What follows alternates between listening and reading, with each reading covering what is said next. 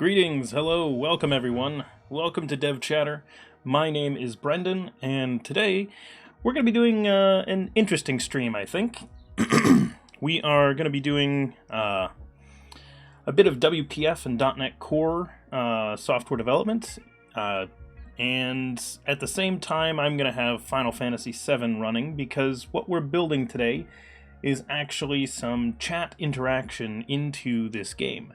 Now, we can do this with a lot of games. This is not exclusive just to Final Fantasy VII. Obviously, that's the one I'm building because that is an interesting one, and I am passionate about that game. I'm a big fan of it. I played a lot back in the 90s, and we can do some cool stuff with it in terms of allowing the Twitch chat to actually control the game. I've been working on this on and off for a little while now, and we're going to add in a new feature today that I think will be an interesting one. I just remembered I need to open another window, so we're going to do that real fast. Sorry about that blink there that you all got. Let's go ahead and connect this program to here. Okay. I have another program running off screen. It is Cheat Engine, which if you saw my previous stream where we were working on this, I had this program running. This basically is a program that's designed to let you look at an actual other running process and mess with the program in memory. So it lets you find values in memory as well as alter them, and it does it in some interesting ways. So we're going to use this to explore around and make sure that we change the right stuff. So, okay, hopping back over here, let me go ahead and load up a game that we can work with. So we'll just be in the game here. I'll bring up the menu. There we go. Okay. This window is obviously bigger than that. It's taking up more space, but I just want to be able to have some room here while we talk. So people can see code and the game so they don't think, oh, we're just playing a game on stream today. No, we're not playing a game on stream today. The game is just there. We're going to have it up because we're going to be working on it. Let me tweak a couple of things. Adjust that. Switch that. My drink invisible? My drink is invisible. Good. Let's see. What else do I need to make sure is running? The bot's running. And okay. So I'm going to give the real quick intro to show you all what the program does right now, and then we'll talk about what we're going to add to it. So let me go ahead and start it. So this is the program that we are building. It is a WPF .NET Core 3 program. So .NET Core 3, as you probably know if you are into the .NET Core space, is not like released software yet. We're still in a preview. I'm going to just make this big so that I can toss all the various settings up on the screen. So we have a lot of settings for this program because there's a lot of features that we have added so far. And I'm going to turn all of them on so that we can actually take a look at them. And specifically I want to add in Petrify. And just to make it easy, let's adjust some of these prices down. Hey, Wheatlaw. Wheatlaw subscribes. Perfect. You're an awesome... actually, we don't even need one because I can just give people stuff, so that'll work. We'll give people stuff to test with. Let me turn on a couple of other features here. Give me 1 second while I set this stuff up, everyone. We're going to chop down some of these prices a little bit. Okay. Actually, let's not go too crazy. Other settings. Okay, so default name starting bits are fine. We won't have anything required to change menu colors, and all of that looks good. Okay, program's running. Let's show what it does. So this is what we... No, Wheatlaw, I meant you were an existing subscriber.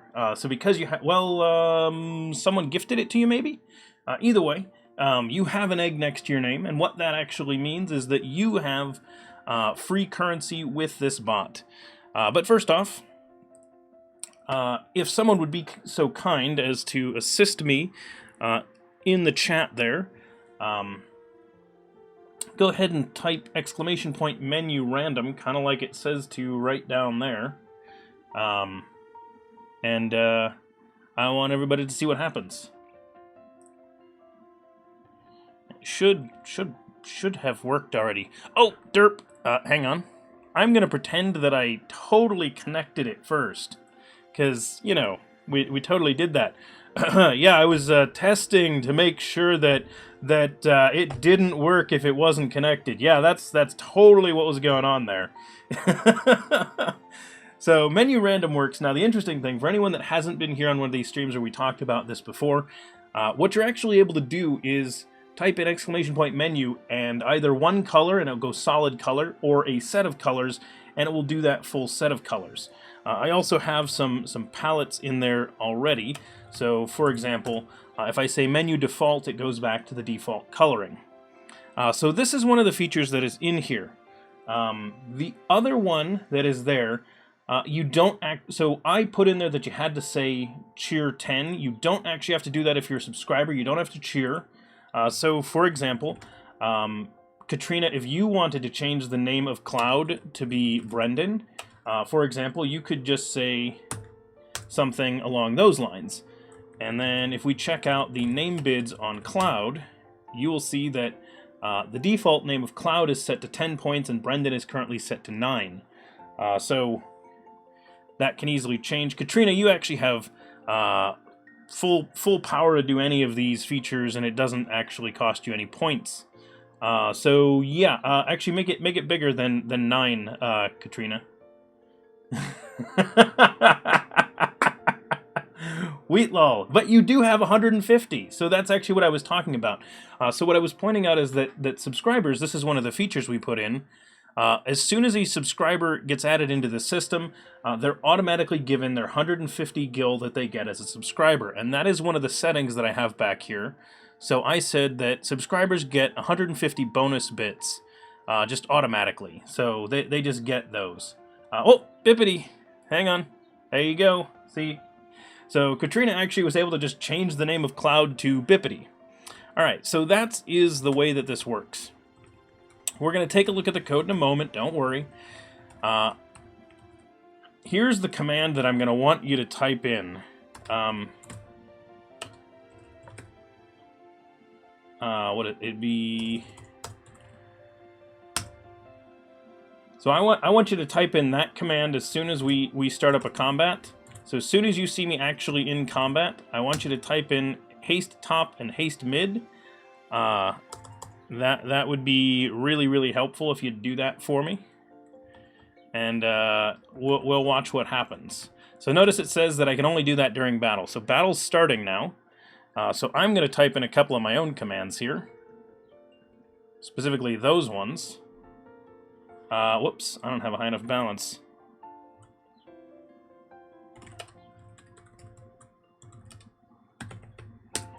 Hang on. What? Failed to send coins. I wonder why. Oh, I wonder if it's case sensitive. No? I wonder why it says failed to send coins.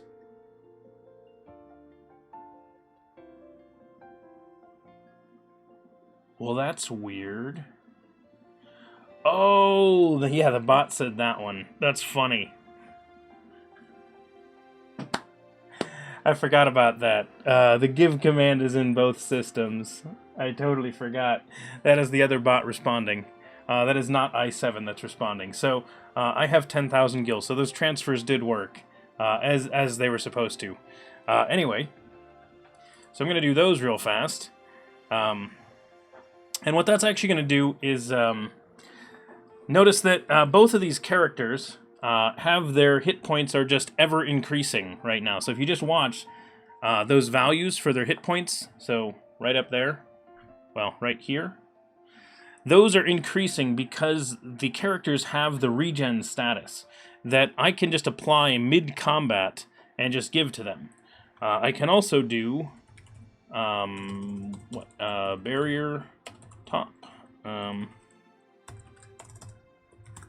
Barrier top and barrier mid, and now that will actually, so it applied barrier to top and then applied barrier to mid, and you'll notice now that when these enemies hit those characters, there's this little shield that appears in front of them, and that's actually a status effect that I've applied to them when they do this.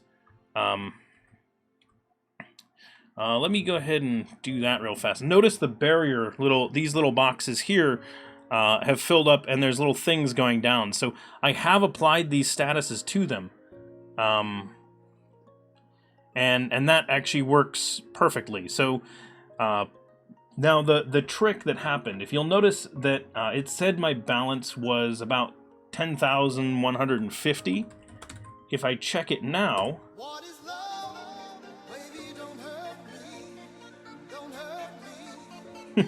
Digital Drummer coming in with the 3-month resub. Nice. Welcome back, and glad to have you here. We're doing some interesting stuff today.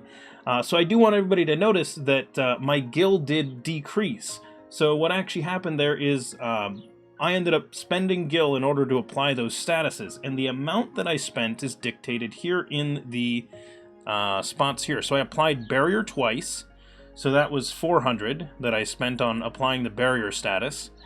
And then down here, I gave them both the regen status, which is right here, which was another 200 each. So in total, I should have spent 800. And yes, indeed, 9350 plus 800 would be 10,150. Yes, Wheatlaw, it sort of is pay to win, except it's not, and I will show you why. Hang on. Let's go ahead and do.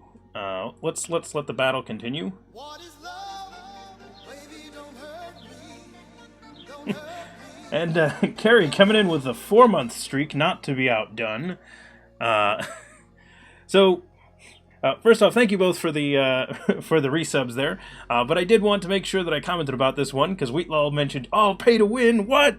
Which is not really pay to win, and the funny thing being, it's actually your viewers that would cheer in order to apply those statuses. So if some people watching the stream wanted to make the combat easier, they can, or you could do something like this.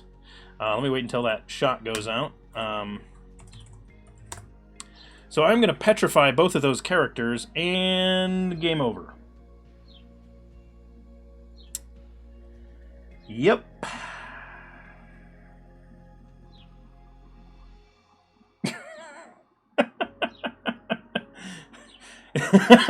Yeah. Pay to lose? What? Pay to lose? Oh, that's worse. Is there a duration for the statuses? So some statuses have a duration, like the barrier has a duration and things like that. And that's just kind of built into the game, like how long the statuses are. So on our end, we're not really going to do that. So what we're doing is we are telling the game, hey, this status is supposed to get applied, this status is supposed to get applied, until the game accepts it. So the game will accept the status, apply it to the character, and then they'll have it. So that's actually why, if you notice, there's a lag time between when we give the command and when the bot says that the status has been applied. The reason for that is that the game doesn't just accept a status change at any given point. So there has to be an event where it checks to see, hey, is this character waiting to get a status applied? And then it does. So that's kind of the way that works.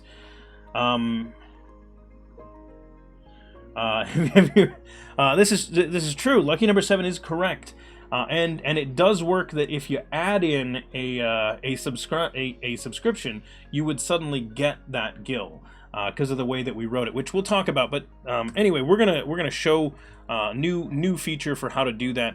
I would recommend against spending any actual money on applying these statuses, because we're not really doing a run of the game right now, so we're going to be doing a lot of reloading, so they won't necessarily reapply unless we do a refresh command.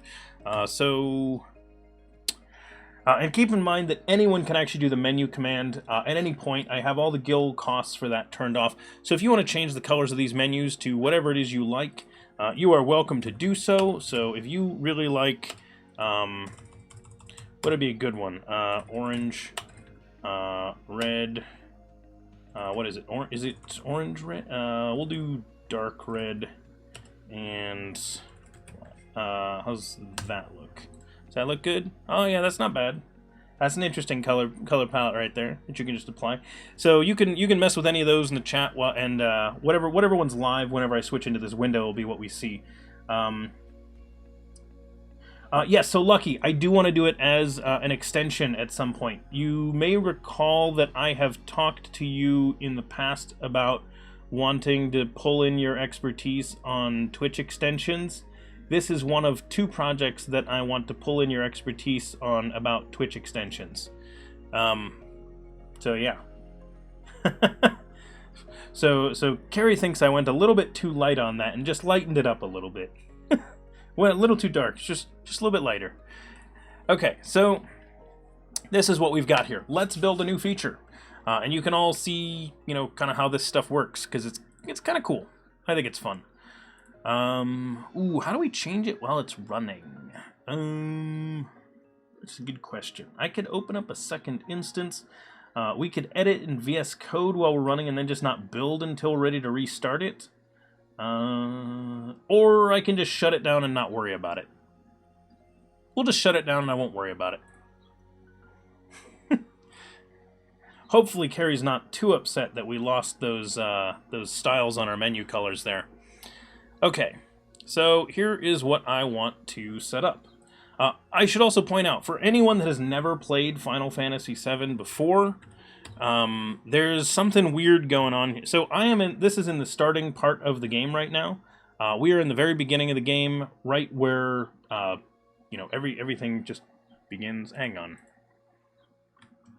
Wheatlaw's trying out the command that I don't even have the program running. Reconnect. There you go, Wheatlaw. Try it again.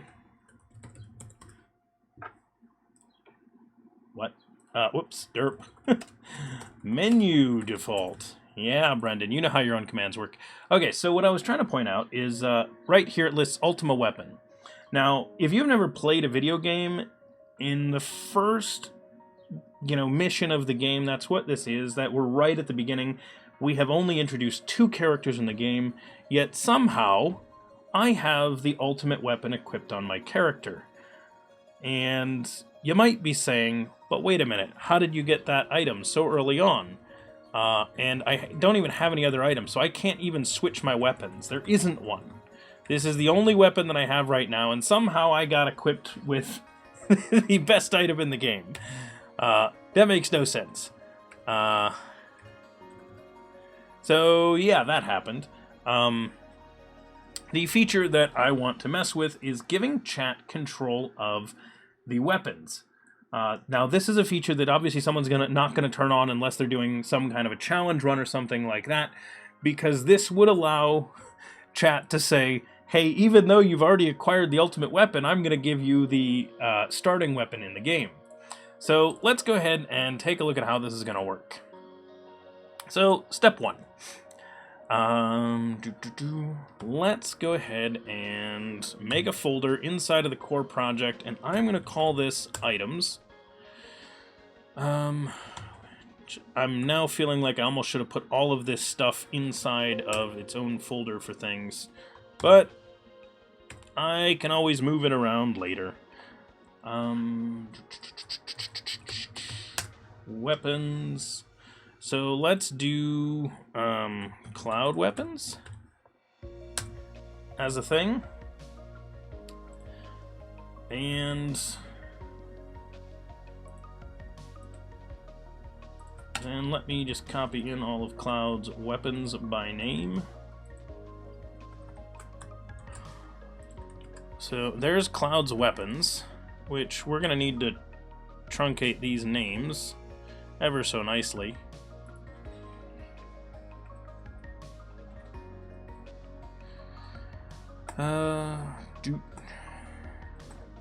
Whoops. So you'll notice I'm supposed to have the Buster Sword, but somehow I have Ultima Weapon. And I did that, actually, through just altering the memory in the game, which is what we're going to do. We're going to make it so that chat gets the opportunity to just alter the memory in-game to be whatever we want it to be. So here's all the choices. And they are 0, 1, 2, 3, 4, 5, 6, 7, 8, 9, 10, 11, 12, 13, 14, 15. Okay, so none of these numbers are messed up. If I recall correctly, now I might be crazy here, if I set this to just be 0 on the first one on the enum, I am fairly certain that that is going to make sure that this one gets 1 and 2 and so on. However, these are absolutely important that they be this and that this order never get messed up, and even if it does, for whatever reason, it is important that these have these exact values and never change from them. So I am going to be crazy and just put them all in. Because those are explicit values within the system, not just you know, an enum where it doesn't really matter what the order is as long as it's consistent.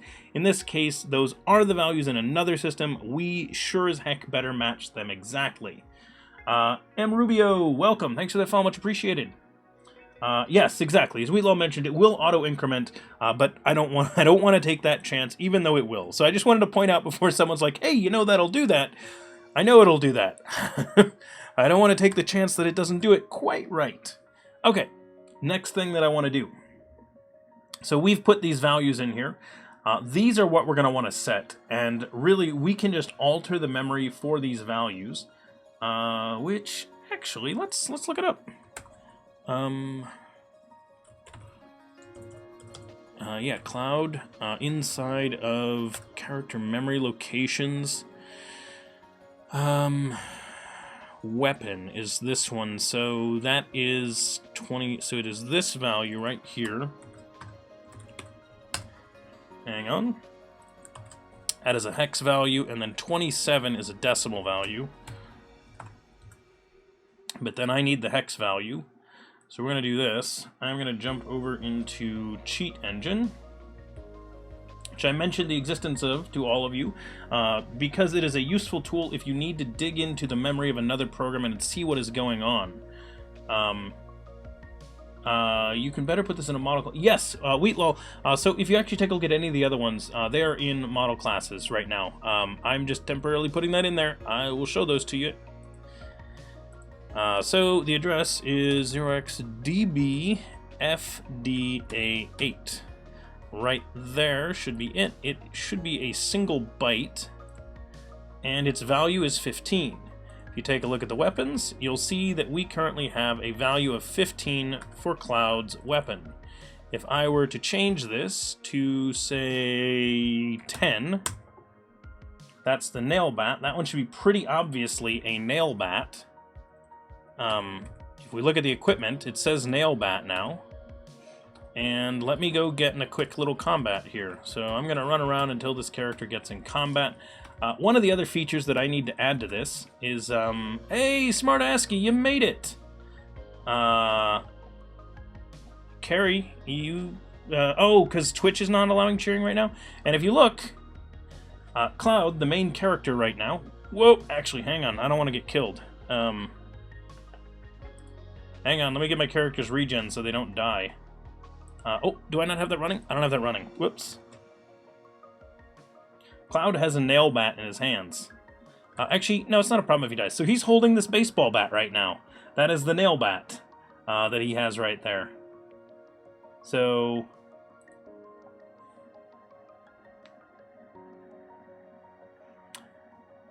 Yep, so we're able to just change out what weapon the character has. Now, I want to show you the problem. If I change this to 15 right now, it doesn't change. So mid-combat, I cannot change his weapon. I need to figure out where that value is. Carrie, thanks for the 1,400 biddies. Did that just jump you into the lead or something? Why that specific amount?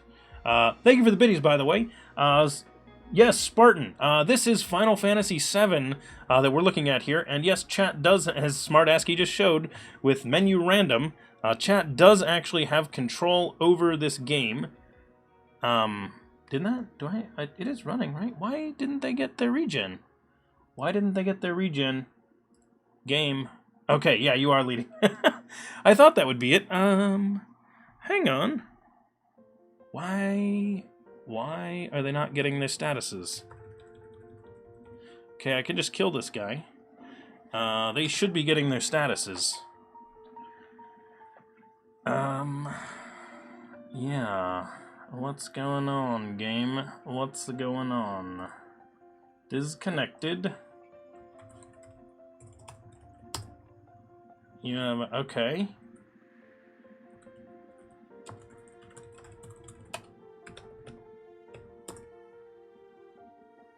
Okay. Maybe that was why. But then why wasn't it responding that I didn't have enough?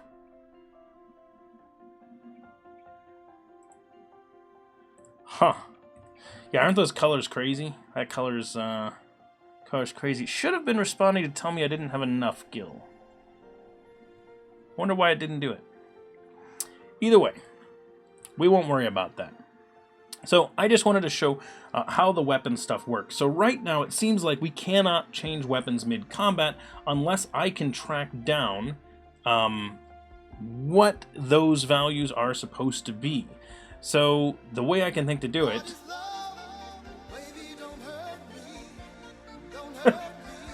Conk! I'm guessing Conk. If that's not how you say it, let me know. Welcome. Thanks for that Tier 1 sub. Always appreciated.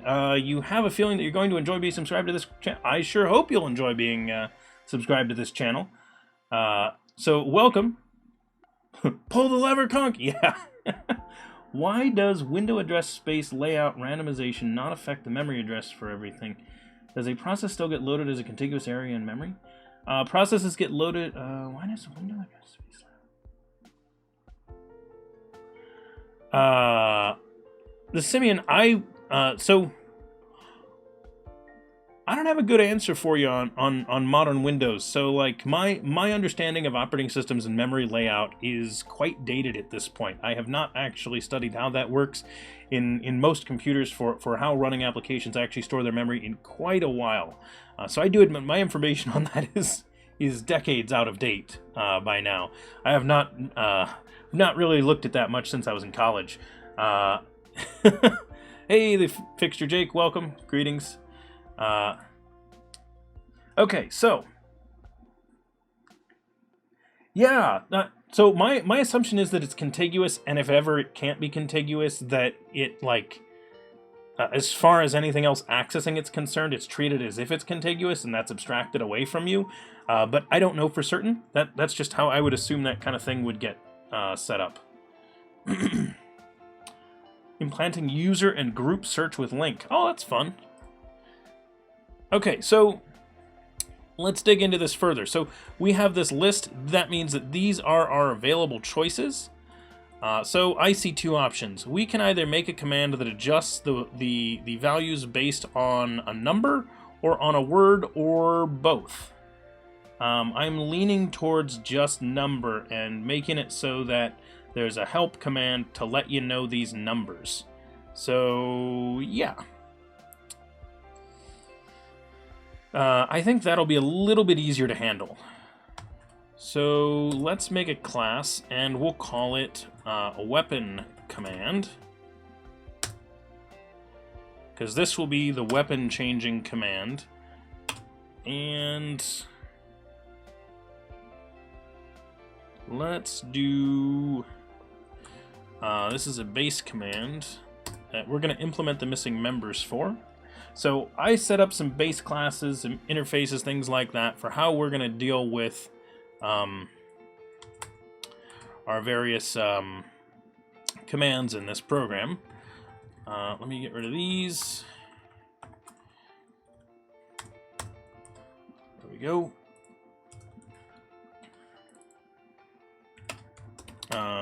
True. With a to-do here, wire up the setting. I always leave myself a to-do for a thing that I need to get to before I commit. So I've added that in, but I have not wired that up yet. And this one is just going to be return a new array of this again until we have the, let's say, settings, plural. This will be weapon. Yeah, we'll say weapon. So this is the command word. So that means, for anyone who's watching chat right now, that I'm thinking that the command would be something like this, where you'd say exclamation point weapon cloud 1. and that would set Cloud's weapon to 1. Which in this case would be not the first one, that would be 0. It would be the Mithril Saber, apparently. So, whatever that's worth. Okay, so that means we need to check a couple of things. So, if we get down into this execute method, that means that they have called weapon. So, exclamation point weapon has been called, and we want to look at the arguments. Now, the arguments that we've just suggested here is Cloud and then 1 as the number. So, why don't we say var character name equals command data arguments first or default,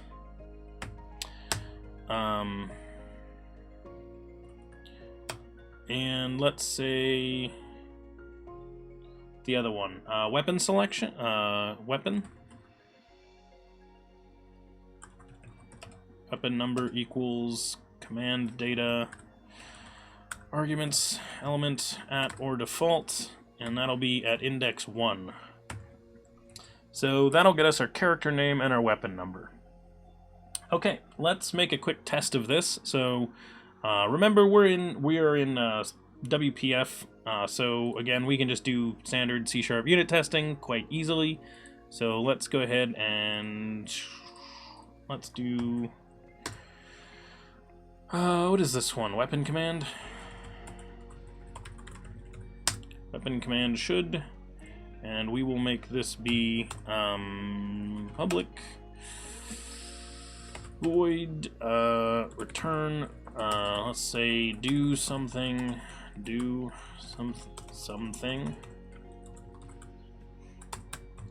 given something. Fantastic name. Let's make this a fact, because we are using XUnit, and we will say new weapon command, create one. There's our weapon command. We're going to say weapon command execute, and we're going to pass it in a new set of command data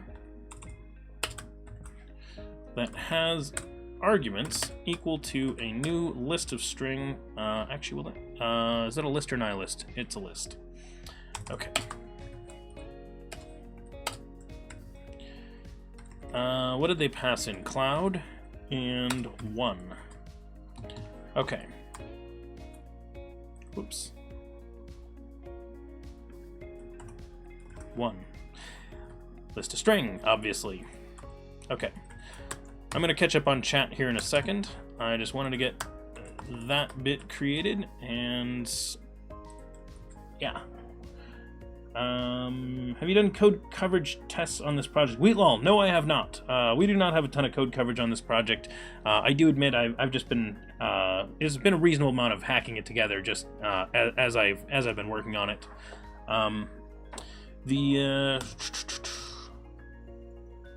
Not all the code is tested, and there would be a reasonable amount that wouldn't get tested.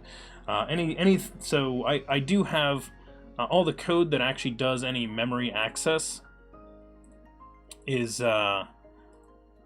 nicely inside of here. Anything that has an accessor on the name does do some kind of memory access, though the only one that would actually need to get mocked out is the iMemory accessor interface right here.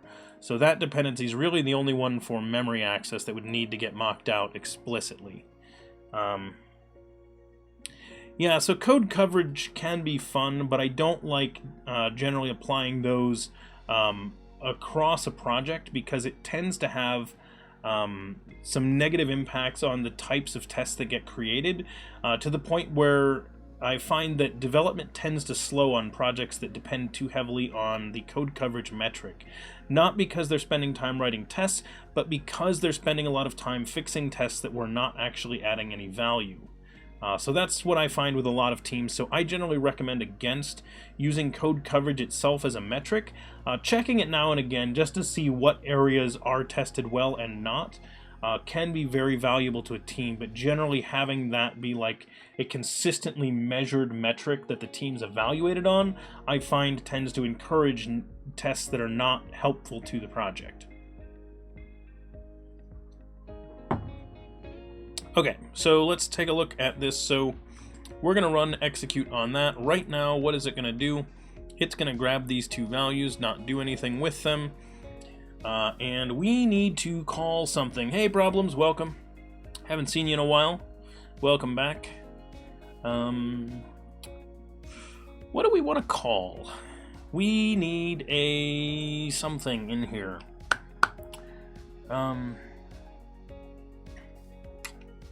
Hey, Surly Dev, welcome. Good evening to you as well. From my afternoon. It's got to be what is FF7? FF7, if I only have it right there, is this old game from 1997. Right here. Do I have it running? Hang on. Let me make sure the program's running before we do this so I can show you what it is.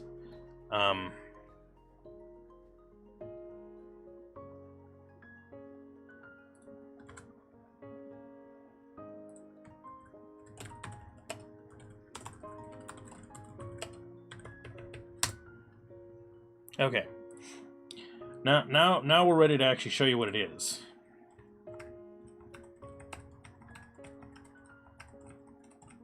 I just had to give myself a whole bunch of gil there,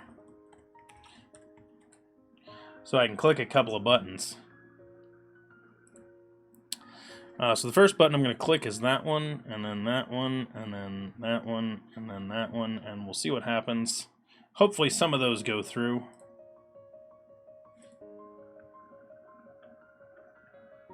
Really? Why aren't those going through? Oh, is there? I'll fix that in a second.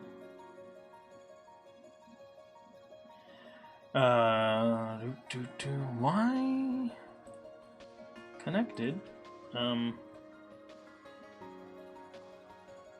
Yeah.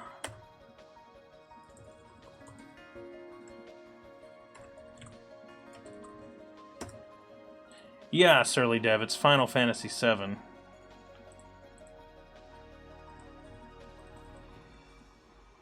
Why is that not working?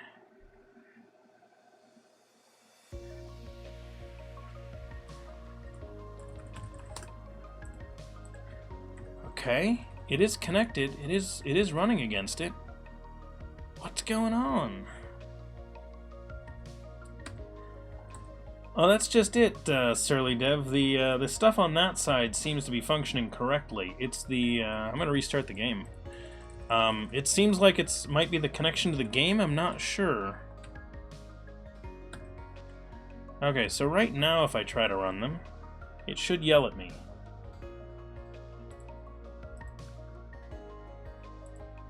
Yeah. It's like none of the combat stuff is working.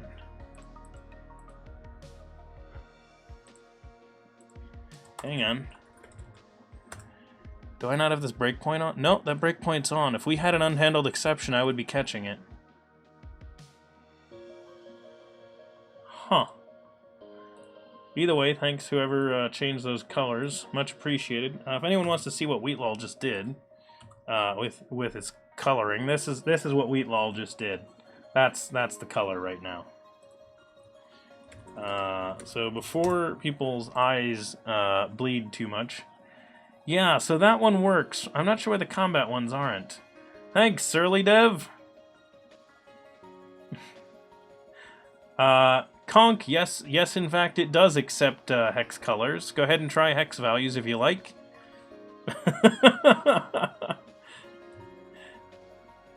Yeah, no, you can do some very nice color palettes in here. Oh, thanks for that. Only 4 colors, Surly Dev. Only 4 colors. Oh, thank you, Wheatlol.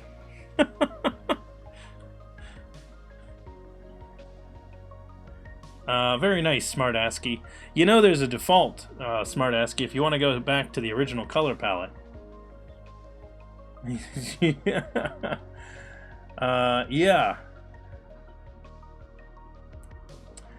No, Conk, I totally agree. It is one of those things. You need some really, really bright colors that can get attention, especially if you are testing things. So, yep, these are the colors. I don't know if there's a cotton candy color. No, there's no hot dog stand, Surly Dev. But you can basically make it, if you really want. Yeah, yellow's kind of painful. He's got to be 1 or 4 colors, Surly. Does not do 2 colors, because we wouldn't know where to put them. So, yep, menu default works just fine. So, that's 5 colors, Surly. I know counting is hard. We're really mean here. Yellow, pink, yellow, pink. Yeah. That's... what lovely coloring.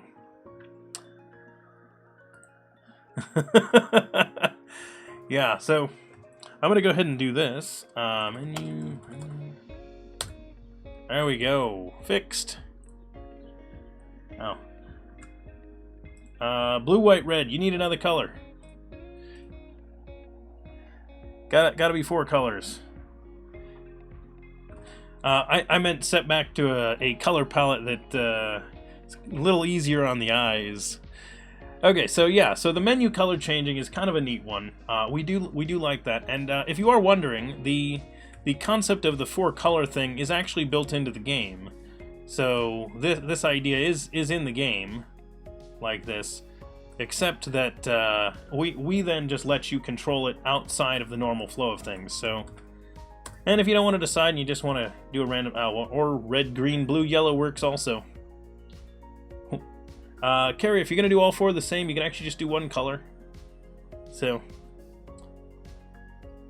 yep. Oh man, look at that random. That turned out really poorly.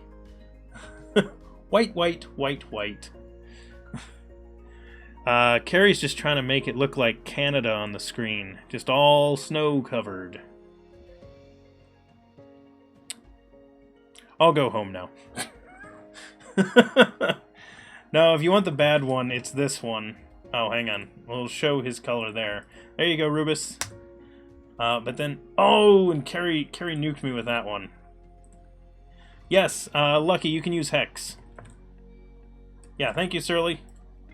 There you go. Lime is one of the most painful ones that you can do by just a word. Lime, it really hurt. I know! It's bad. It is bad. Lemon is not one, surprisingly, but yeah, there you go. Thank you. Thank you for turning off the lime. So, the interesting thing about this is being built for, like, Twitch streamers that play this game to be able to use this while they're streaming. So obviously, if someone does give them lime, and you want to change off of it, we do let the moderators also just do it without having to spend any bits on it. Now, I'll show you what I mean on that. Also, I should mention, so this is our little program. Watch this little box here. Look, we have our little menu color preview, so you can actually see what it is. So in case you're looking there and you're not actually in the game, I do give you a little preview on the dashboard of what the current colors are. And then in addition, down here in the settings, you'll see that menu color settings, I currently have no bits required in order to use the menu. But I can actually just change that. So then as soon as I do, if someone tries to change the menu color without using bits, it will not work. So, yeah, so... oh, no, it didn't take effect immediately? It should have. Should have taken effect. Oh, no, Conk has bits. Sorry, Conk has bits. So does Carrie, so does Surly Dev. You all have bits. You all have gil. Check your gil balance. Do exclamation gil. That's why you could afford to use the menu command right now. Yeah, SmartASCII doesn't. No, gil like what SmartASCII did. Yeah. Let me lower the price back down to 0, and then you can change it again. Yeah, so see, Carrie spent 10 gil on that.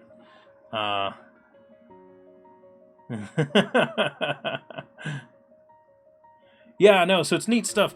ASCII, see, the funny thing is you haven't even seen the cool part. The thing we were testing earlier was working fine, and then it stopped working at one point. Let me pull this off the screen. Oh, son of a... Grr. Oh, I need that error message. I found out what was happening. I'm an idiot. I am an idiot. Ah ha ha ha ha ha ha ha ha ha ha ha ha. Yep, I'm an idiot. I will accept my idiot award now. Thank you. Oh, ouch, crash. Okay, I'll need to look at that. I tried to do something off screen. Yeah. No, I was just looking at the settings screen when I noticed what went wrong. So the reason why those battle commands were not working, they're off by default. And I have not actually saved turning them on.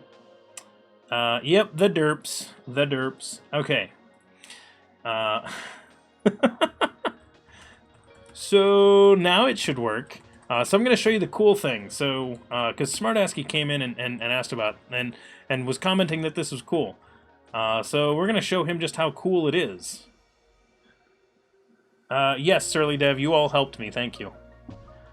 Oh, dang it. I need to give myself money.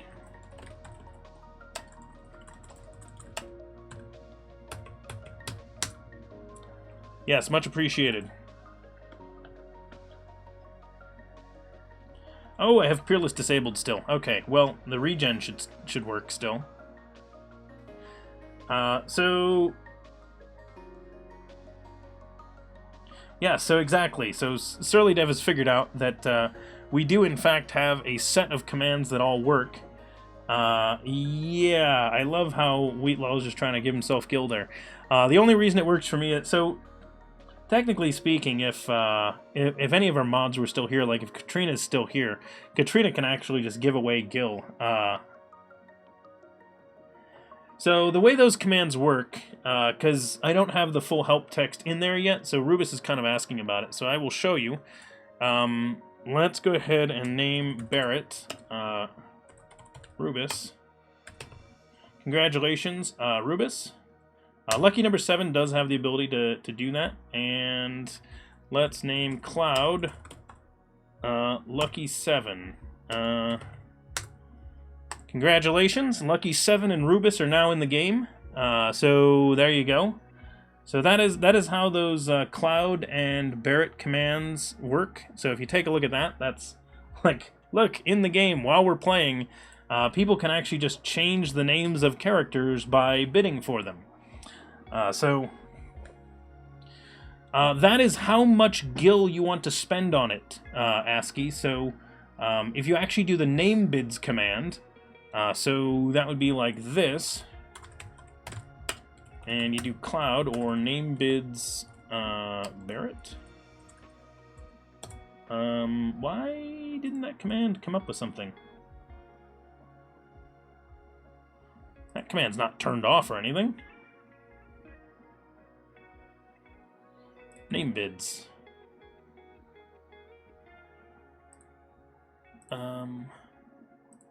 That almost seems like, because Guild didn't work.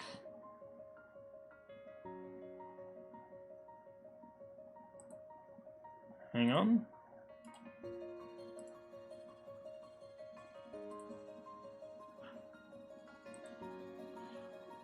I wonder what happened there. Wonder if that was from when I tried to save it? I'm not sure.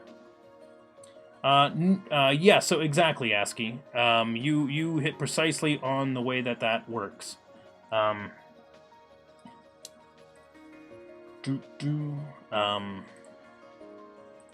me adjust the settings real fast. No cost for menu, default name. So the names actually start at 10. Let me turn this back on, and why did I thought I turned these back on. Maybe I didn't get Peerless when I was doing that. Okay, so those are on.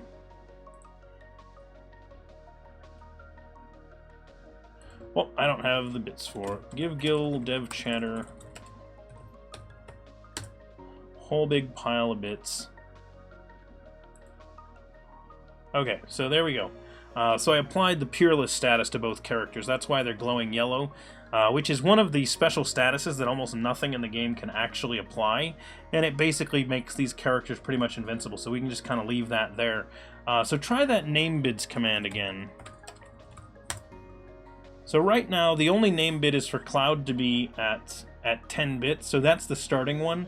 Now the reason for that is because I have not... so let's do this real fast.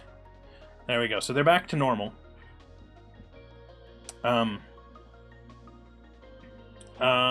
Yeah, smart ASCII. If you wanted to have some default bits, you know,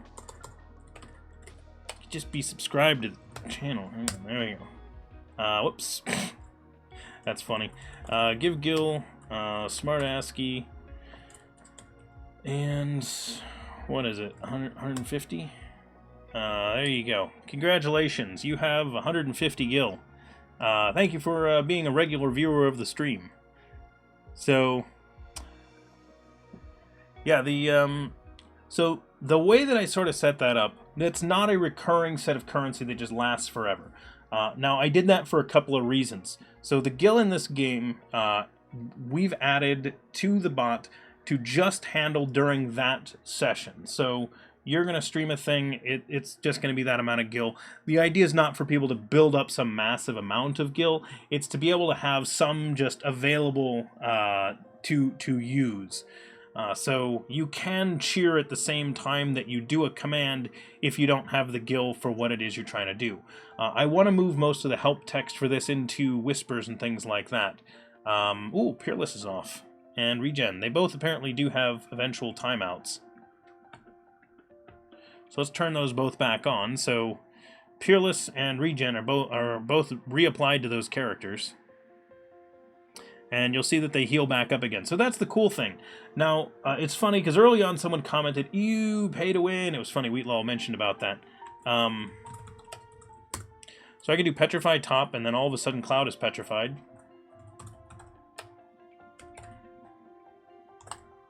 And now Barrett is petrified, and game over.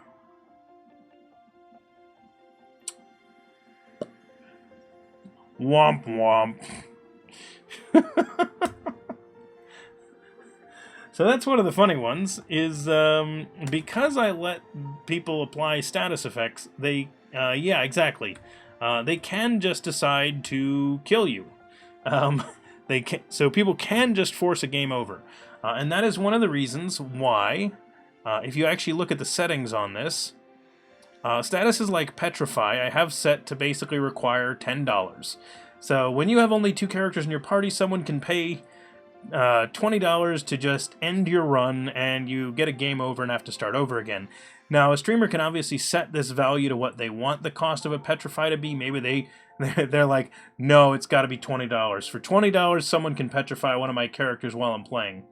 Yes, so you could also just turn it off, right, and say Petrify is not an allowed status. So there are things like that. So we're obviously not, like, we know some people won't want to get trolled like that ever. So it is an entirely optional feature on there. Yes, exactly. It's trolled for money, yeah. So it's way less bad to get trolled if someone has to pay you to troll you. I think it'd be cool if you could track who helped in a battle. Then when the player gets gil in the actual game, it's split between the people in chat who helped. Yeah, so I don't know if we're going to keep the name as Gil ASCII, but yeah, so the idea is that this can be used for a challenge run as well, where people are really not nice to you. Because I'm thinking that we might also do some things where they can, you know, not just give you a negative status effect, but also make some other impacts against you that are not nice.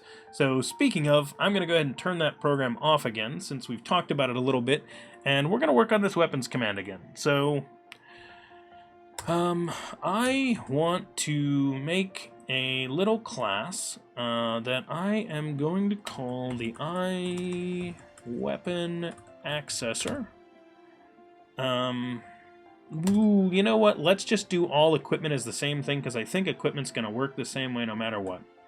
iEquipment Accessor. Equipment Accessor. Let's just do that for now. This doesn't exist. We're going to put this interface over inside of the core project inside of memory as an interface called that. Okay. There you go. That's the one. Sniper, good evening. Welcome. Do you know what a BK tree is? It might be really interesting for chat commands. I suggest you try it for the weapons.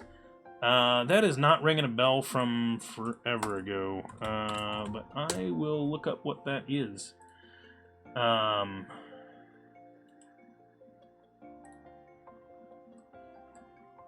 BK tree is a metric tree.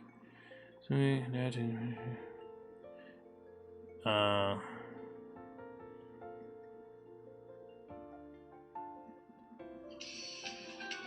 on. Hang on a sec, I do have to take this one.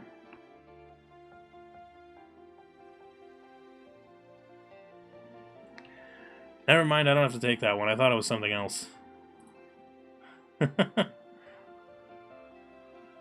Anything? Yeah, exactly, Smartasky. That would be the idea, is have some presets for things.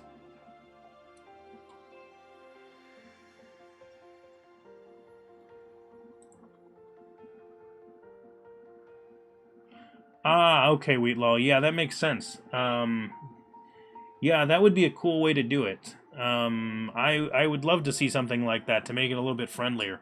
Because all I did was put in like some options for people that would mess it up.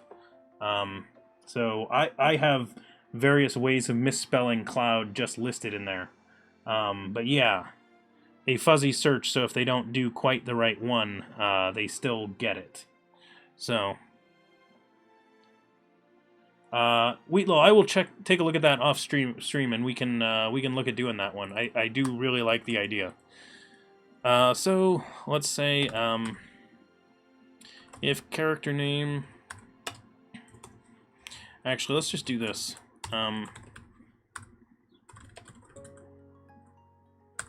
Let's throw a not implemented exception for now. What do we actually want to have this call?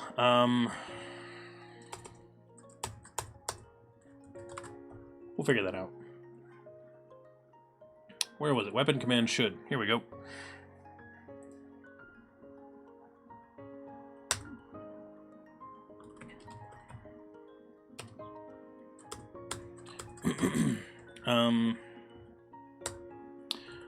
Var mock equals new mock of equipment accessor. Yep, that's the one.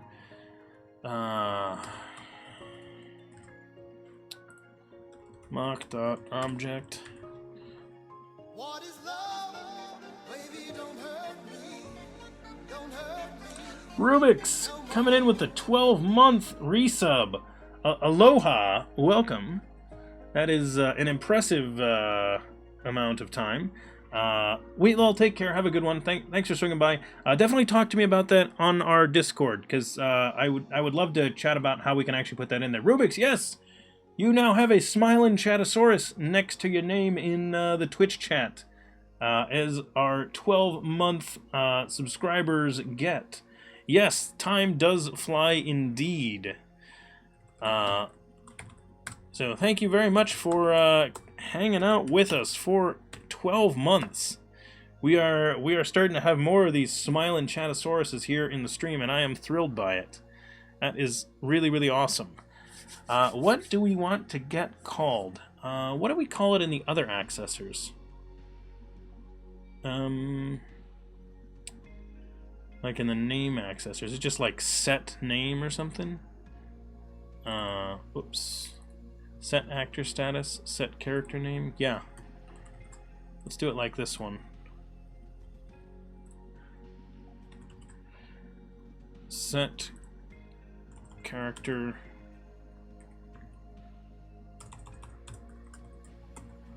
Is it character weapon?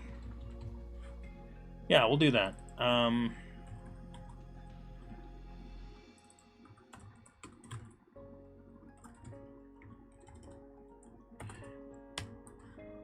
ID or number? I'm going to go with number, since it's not exactly an ID, even though it sort of is an ID. I think that'll make sense. Is there a use when you use lowercase, camel case, and uppercase? Rubik's, do you mean like, is there a convention I'm following? Which, short answer, I use Pascal case for types, prefixed with a capital I if it's an interface. I use Pascal case for methods and other public members of objects. Yes, there is a rule that's for local variables. I use camel case for all of those, and this goes to this has basically been convention within the C# and .NET space for quite a long time. So because this is a fairly standard convention, I match with that, because that's what you'll find in most projects that are done in C#. They're generally going to have this set. There are a few things that the community doesn't agree on, and that are things like, should private members have an underscore prefix? That was common a long time ago in C#. It's becoming slightly less common, though I still like it for the fact that at a glance I can detect the private member variables as opposed to them looking like they might be a local. Now, obviously, if I were not going to use... I will say, there are some tools that will allow you to have separate syntax highlighting for the private members as opposed to the locals. If you are using that, then yes, in your circumstance, it's going to look fine. You're going to know at a glance which one it is, and there's not an issue there. The reason why I still do it is the fact that not every developer is going to have that same syntax highlighting. If that ever became just straight built into Visual Studio and someone mentioned to me that, hey, yeah, that's built into Visual Studio now, I would probably stop using the underscore prefix because, well, we've covered the 80% case. You know, most of the developers are going to get that syntax highlighting and be able to tell at a glance which one's which. And that's really all I'm waiting for. As soon as we have that, then I will be good with doing that. Okay, so character name is going to be Cloud, and the weapon number should be 1. Okay, so we're going to hide that, and we're going to extract these variables as character name, and this one, these two occurrences, as the constant string weapon number. So there we go.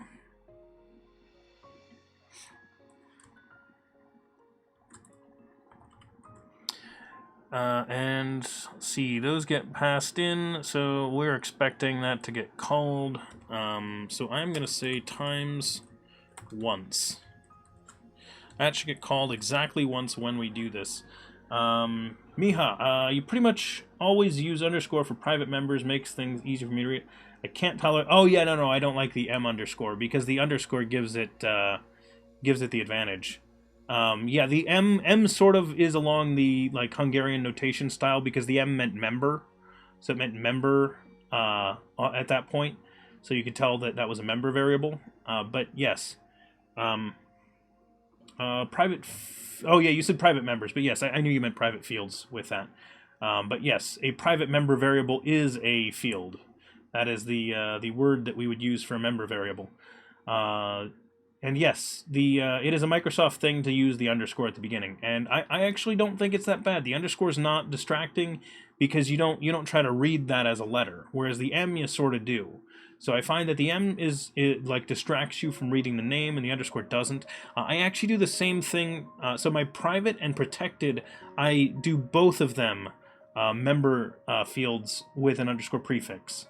So basically my stance is if it's not public, it's an underscore, and then you know it is a non-public.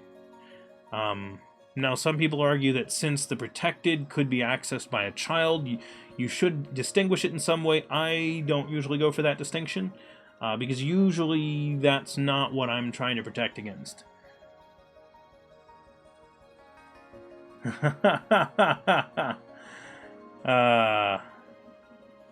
Yeah, Surly Dev. Yeah. So the only time that that notation. So if people don't know what Hungarian notation is, if you've never heard that term before, I'll let you know what that is. What we're talking about is occasionally you'll find a variable that has a name like this.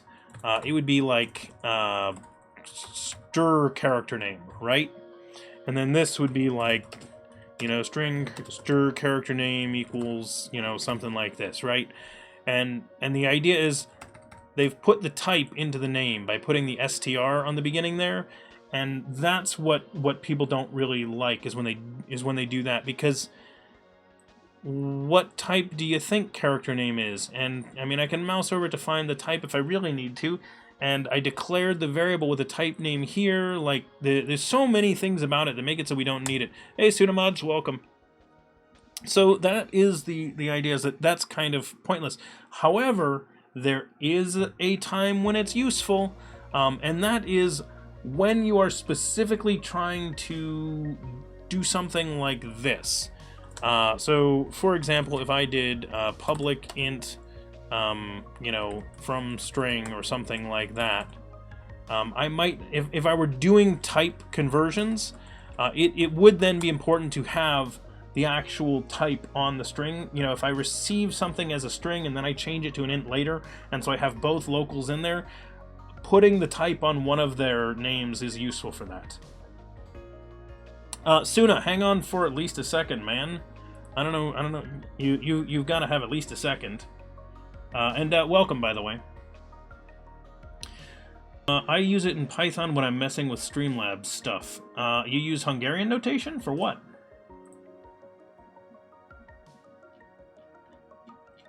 Suna, you still there?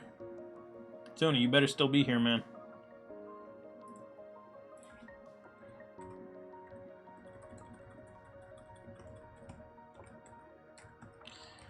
Yeah, so, you use... Smartasky, what do you mean by you use Python when you're in Streamlabs?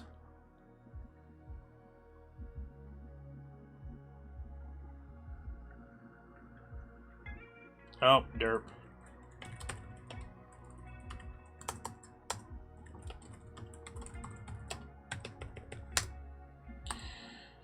Oh, I really need to fix that. There we go. Just because Python is dynamically typed, I'll use Hungarian notation for the variables. Oh. I mean, I guess you can, but like I still don't think you need to even then, because in a lot of cases it should be obvious what type you're putting in there. Anyway. You should look for a mentor if you're getting into programming. I do think it is useful for people to have a mentoring if they're just starting into programming, a mentor of some kind. But I would also say that working on projects is really the best thing you can do to really get good at programming over time. Mentors can help you a lot along the way, though. Yeah, that sounds about right, ASCII. It is much more likely just a bad habit you picked up at some point and haven't gotten rid of yet.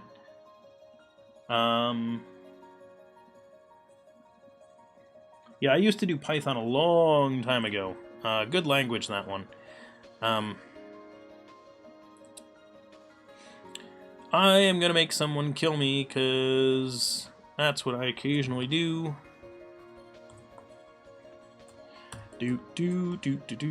Weapon number.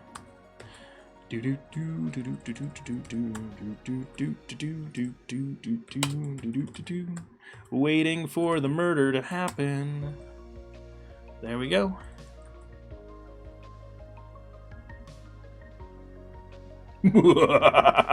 Sorry. Okay, so do something given something. This should fail right now because I think we still have it doing a throw not implemented exception, if I remember correctly. Yep, it fails. Not implemented exception should be what's going on with it. So when we call execute, it does this. So the short answer for how to make this work is to just say underscore equipment accessor, set character weapon to character name and weapon number. And we're going to jump back to our test and run it.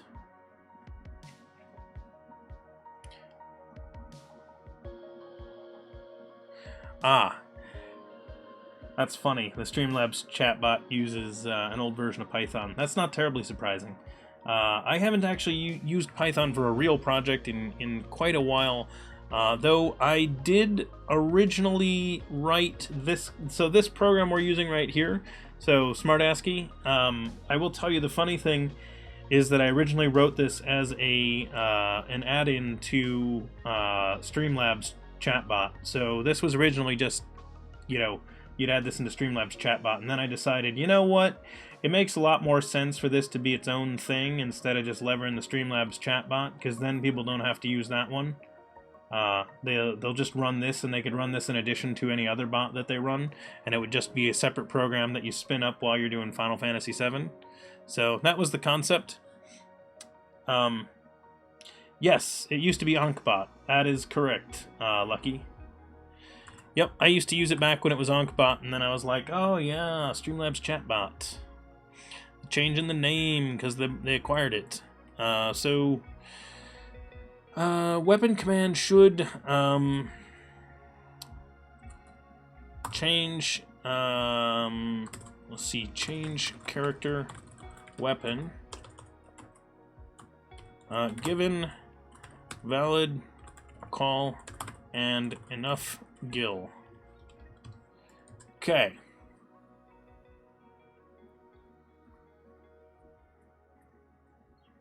I just added the next requirement that we are currently failing.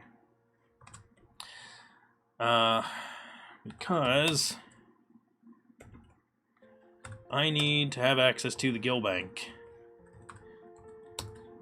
And yes, I just maintain a gil bank as a central piece in this application that we just check for currency on it. Hey, Strife, welcome. Greetings. Okay, so let's do if character name equals null or weapon number equals null. Return. So I know I'm going to need that check. We'll add in a test that to do test and this for a call to send message. So we're going to have that. And then the next check we have to do is whether or not they have the currency. So let's do gilbank dot withdraw. So we're going to attempt to withdraw money from your account when you call this. And right now, we're going to say command data dot user. And the number of bits I'm just going to put in here as 100. And require balance equals true. You actually do have to have the full balance in order to do this. Coated Beard, good evening, welcome. Let's do this on its own line, actually. Yeah, we'll do that. Okay, so, why is that complaining? Unexpected token, what's it smoking? So if withdrawn is less than 100, again, that value needs to get extracted. Then return, and this is this message.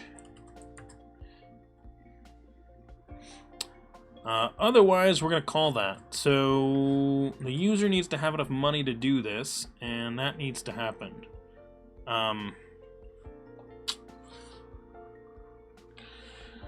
What is this? What are you with those names? Apple? With these names? Oh, the test name? I always chuckle at Objective-C stuff because there are methods like do this function with an object and using behavior specified. The smart, yeah, no, so This is a this right here. This is a test name, ASCII. So in unit testing, it's much more common to have a fairly verbose name like this, just so you can make clear what's going on. But for everything else, you should have like a simple name, like execute or should execute. Things like get character names, set character names. So these are nice simple ones, things like that. But on a test, we generally are a little bit more specific about what's going on because we're trying to describe it for whomever is using it. Ugh. Okay, so we need a gill bank. I almost want to make like a fake gill bank or something like that. But I guess I'll just put a real one in for now. And then that's going to make me want to actually create a little setup method for this. So let me see if I can't do this.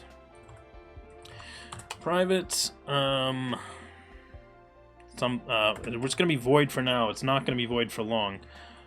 Set up, test. So I frequently end up building little helpers. I don't care about, so okay. So here's what we're going to do.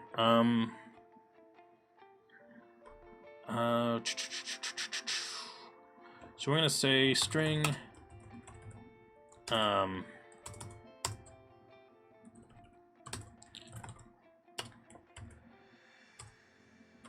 name. Do we pass in a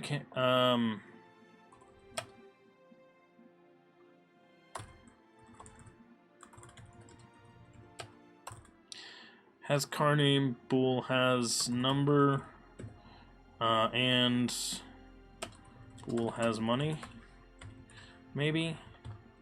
I don't know exactly what we want to have in here just yet. So we're going to do this. So first I'm going to put that on its own line because I want to do string, car number, string, weapon number, and then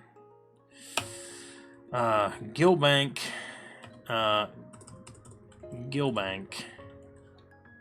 Okay. Now this needs to return character name, weapon number, and gill bank. Now up here I can call setup test, and I want to pass in yes it has a character, yes it has a number, yes it has money, and deconstruct that into the objects, but not with the types. Why would I want the types like that? That's so painful with them.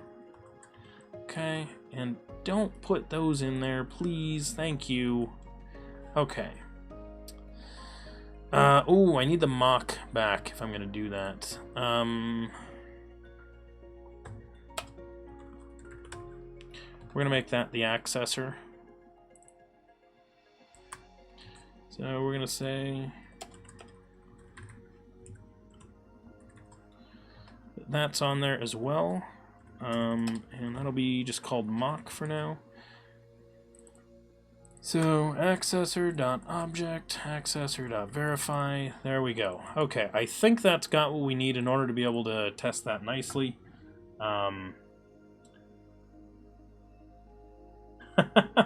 Void, yes, no, that is one of the challenges. So C# is still missing a lot of little things. C#, I think, is a very good language. However, it is one that really could use some more improvements over time. The thing that I always like about it is that it is always getting improvements. That's probably the best thing I can say about C#. The language is always getting better. Slebix, hell, welcome, greetings.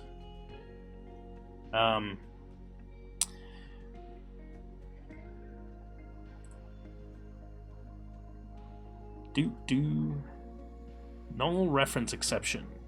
Object not set to an instance of an object. Wonder what I null refed on. Let's find out. Where'd we null ref? Is it because I didn't put anything in the gill bank? That'd be weird. User, oh, user.username, yeah. That's something that does not come up in actual production, because that's not possible. I mean, we should never get into that case. I cannot imagine that someone can chat in Twitch without having a username. That would surprise me. Okay, so the command data, which is right here, which actually, you know what? I almost want to pull that back instead of that, but that's... well, no, because we need those ones. All right.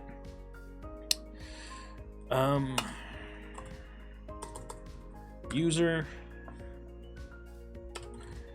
New chat user.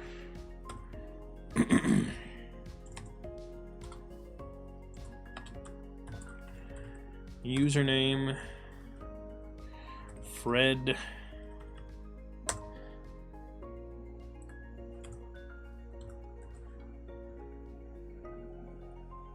Hey Renee, welcome. Did you just assume everyone's gender? Slepix, yes. You did assume that everyone here is a gentleman. I think what you meant to say was the gender-neutral ruffians. So, hello, ruffians, I think is what you were going for. Renee, what did you? What should we try? Should we try what?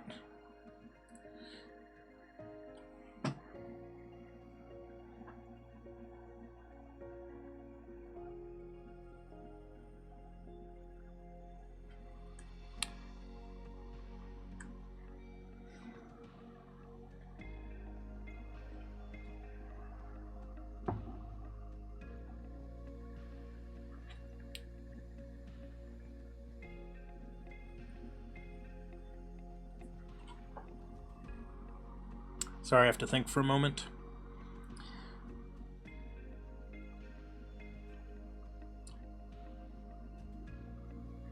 Oh, to chat without a username. Yeah, Renee. What cup? What are you talking about? I don't see anything here. It's just there's no one here.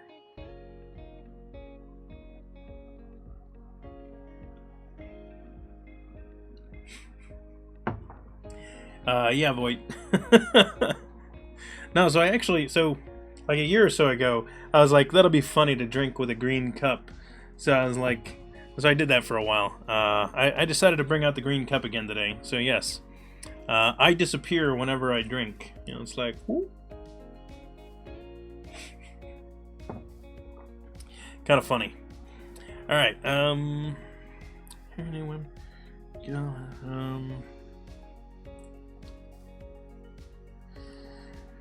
I need that value set. Which almost means I need to pass them in, but I don't want to do that.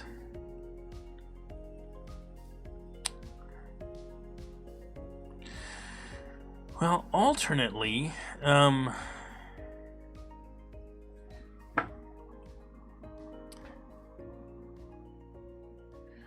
yeah, no, we need to build it in here. Okay, we do need to build it in here. Alright, so we're not passing back character name and weapon number. We're passing back command data. So we're doing that instead. Because that needs to be in here, which means the command data needs to go here. So that gets passed in there, so this becomes command data. It gets used there.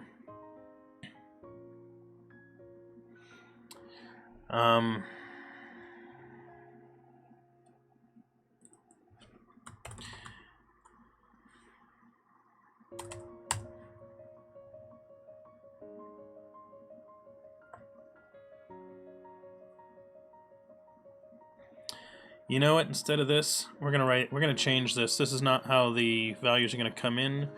We're gonna say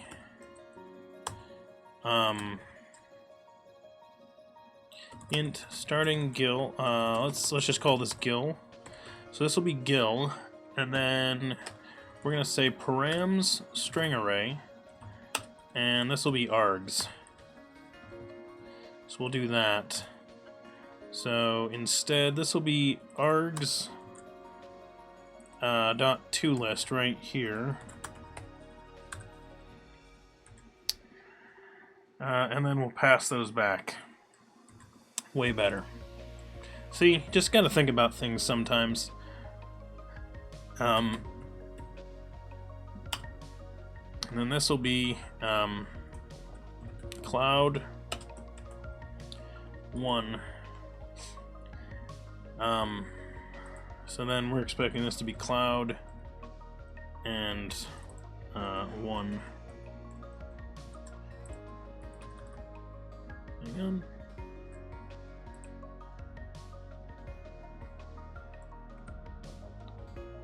And go forward again. There we go.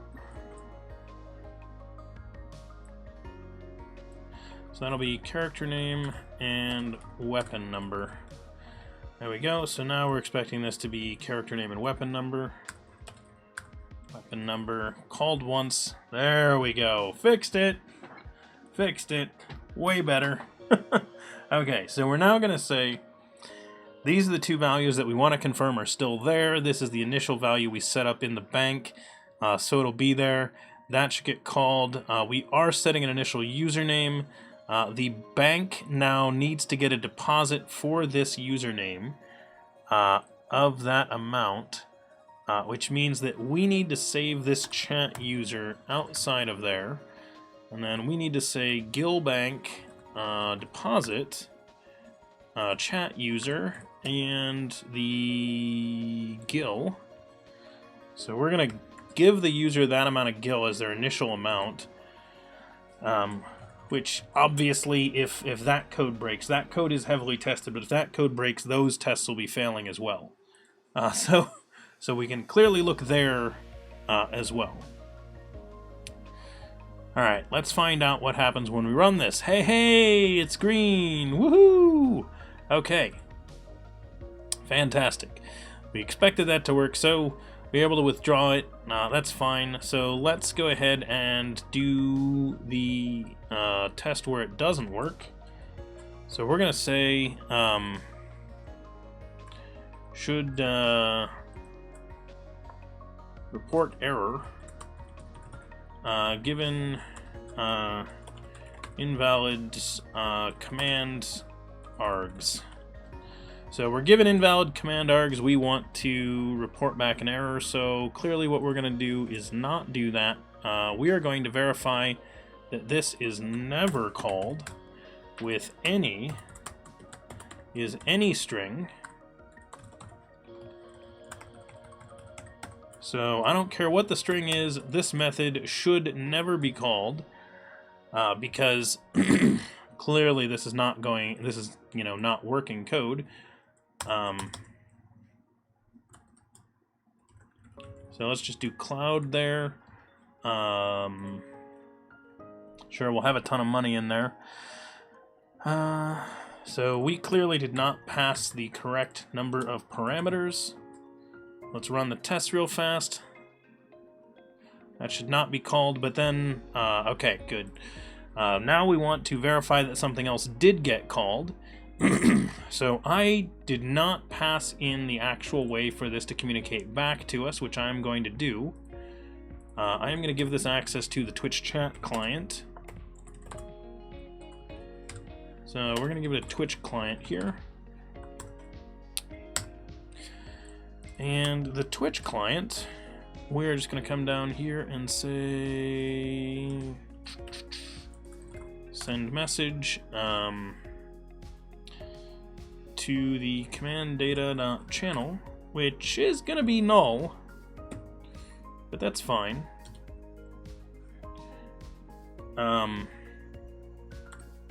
It's just null in our test. What message do we want to send?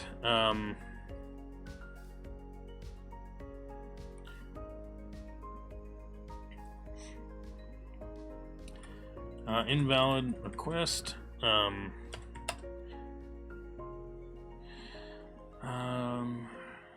Specify character and weapon number, like this. Let's see, weapon cloud 15. Okay, there we go.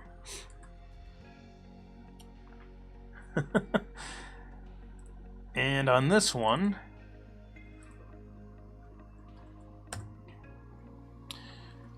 let's do this one, and we'll just add the test in for this real fast too.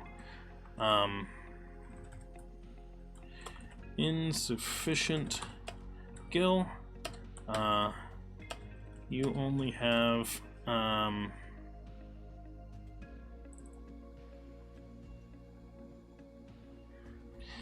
you know what, let's pull this at least as a constant for now. We'll call that cost. You only have balance. Whoops. Need my $sign at the beginning of my string interpolation. You only have balance, gil, and needed cost. Okay, there we go. So that should be working there. So I need one more mock out of this. So this is the accessor, and then this is the chat, which I will just pass in as chat.object. So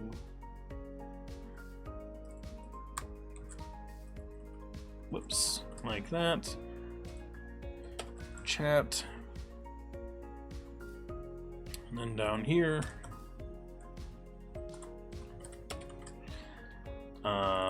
chat. This will be iTwitch client.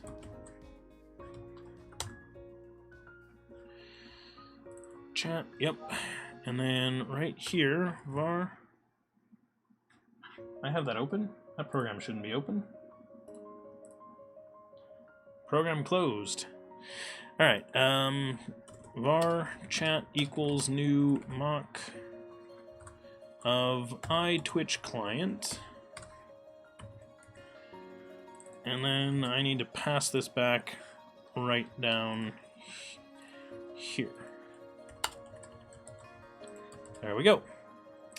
Okay, so we get back to Twitch chat client, we pass in the object there, and then we're saying that this should never get called, but chat should verify that send message to command data.channel was called, and it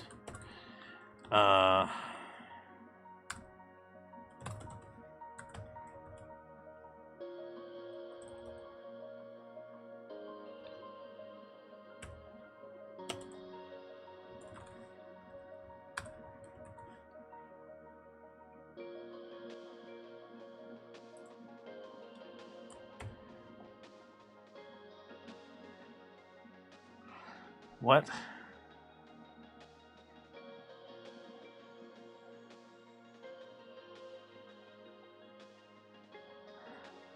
Oh. Okay. I actually have to pass in the false there. That's funny. We're not allowed to have optional. How do you like this use of tuples in C#? Most of my colleagues really hate it, and I still don't have my opinion on it.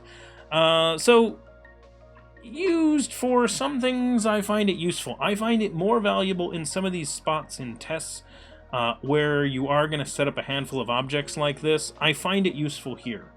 That being said, it does have some other nice things that you can do with it.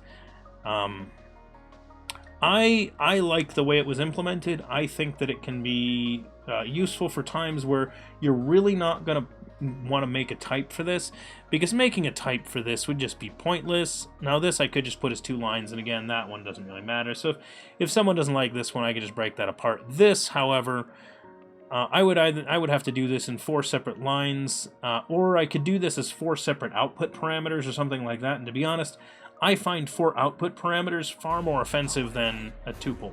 But that's me. And if someone really wants to do it the other way, fine, we can do it the other way. I'm not gonna fight someone over it. I think it works pretty well though. What is that, Mr. HD Penguin? Welcome, thanks for that follow, Penguin. Always appreciated. And if anyone else in here has been enjoying any of the stream today, be sure to click that follow button, as it's the best way to get notified when we go live. Okay, so lastly, let's put in this other one. Report error given insufficient GIL.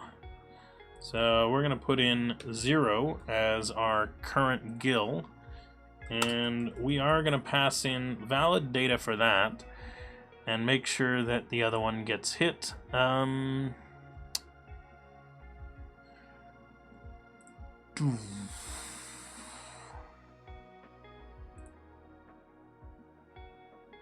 It's not really a good way for me to tell which one got hit with the way that I wrote that, because I don't have that one. I guess I could check the actual value if I really wanted to be sure it was working that way. Tuple can be useful, like return to interlinked values, but indeed be careful that you don't abuse it as a placeholder. Yes, so Renee is absolutely right there, and that is one of the big concepts that people need to be aware of when using tuples. If it would be better to just define a type, just define a type. Don't leverage the tuple for that. If it's really just in this one spot I'm using it, there's really not a point to having anything more than that. Use a tuple. But if it really has, like, if there is like context and understanding of that data beyond just, hey, I was returning a couple of unrelated values, then sure. And I guess they're going to be related no matter what. See, Penguin, you just tuned in from the science and tech category, and you seem to be like a nice, helpful person. Awesome. Glad you found us through science and tech. Currently been programming in Python, and it feels it's time to change, so I was kind of looking into C#. Oh, that's awesome. Interestingly, before I switched to C#, I was a Python programmer, so that is funny. I did my switch almost 15 years ago, but yes, there's still so many languages out there, so if anyone is interested in learning C#, welcome. You'll see a lot of it on stream, and if you have questions, feel free to shout them out. Give me 1 second, everyone.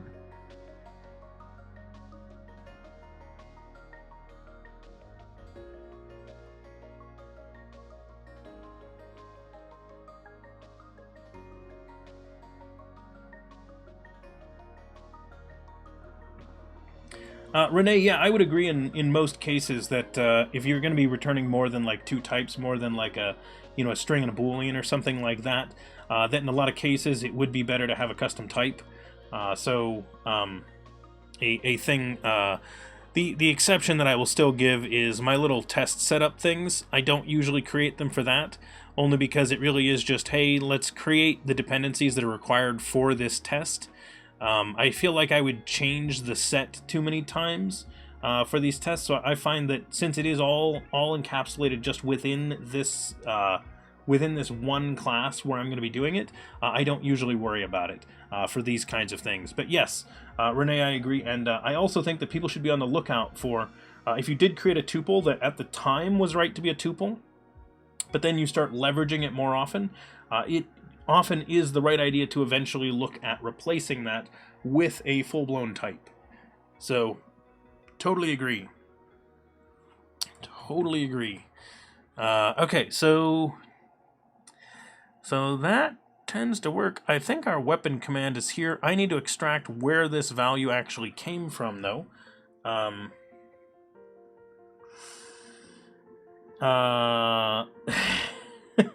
Yeah, so you're 16, which basically means I've been programming in I've been programming .NET code basically your whole life. But welcome. Love it when youngsters are getting into programming. I was programming well before I was 16. Well before? No, slightly before. But yes, awesome to have the next group of people joining us. So welcome. You want to make a console-based game before you start moving to graphics-based games. Do you recommend C# for being a console-based game? If not, do you recommend anything other than Python? C# would be fantastic for making a game. Yes, as the Simeon mentions, make sure that when you do this, do it in .NET Core. So don't use like .NET Framework. You want .NET Core. So right now there's 2 types of .NET C# code that you can run. Do a .NET Core application. to do that. And as the Simian mentions, you can then run it in any OS so you could run it in Linux, Mac, or Windows for your console application. And part of the reason that I would recommend using C# for your console app specifically is that if you decide to go towards graphics-based programming of games, the transition into that will be pretty easy if you use C#. And the reason I say that is because Unity is a very common platform for building games today. And Unity leverages C# to do all the programming of those games.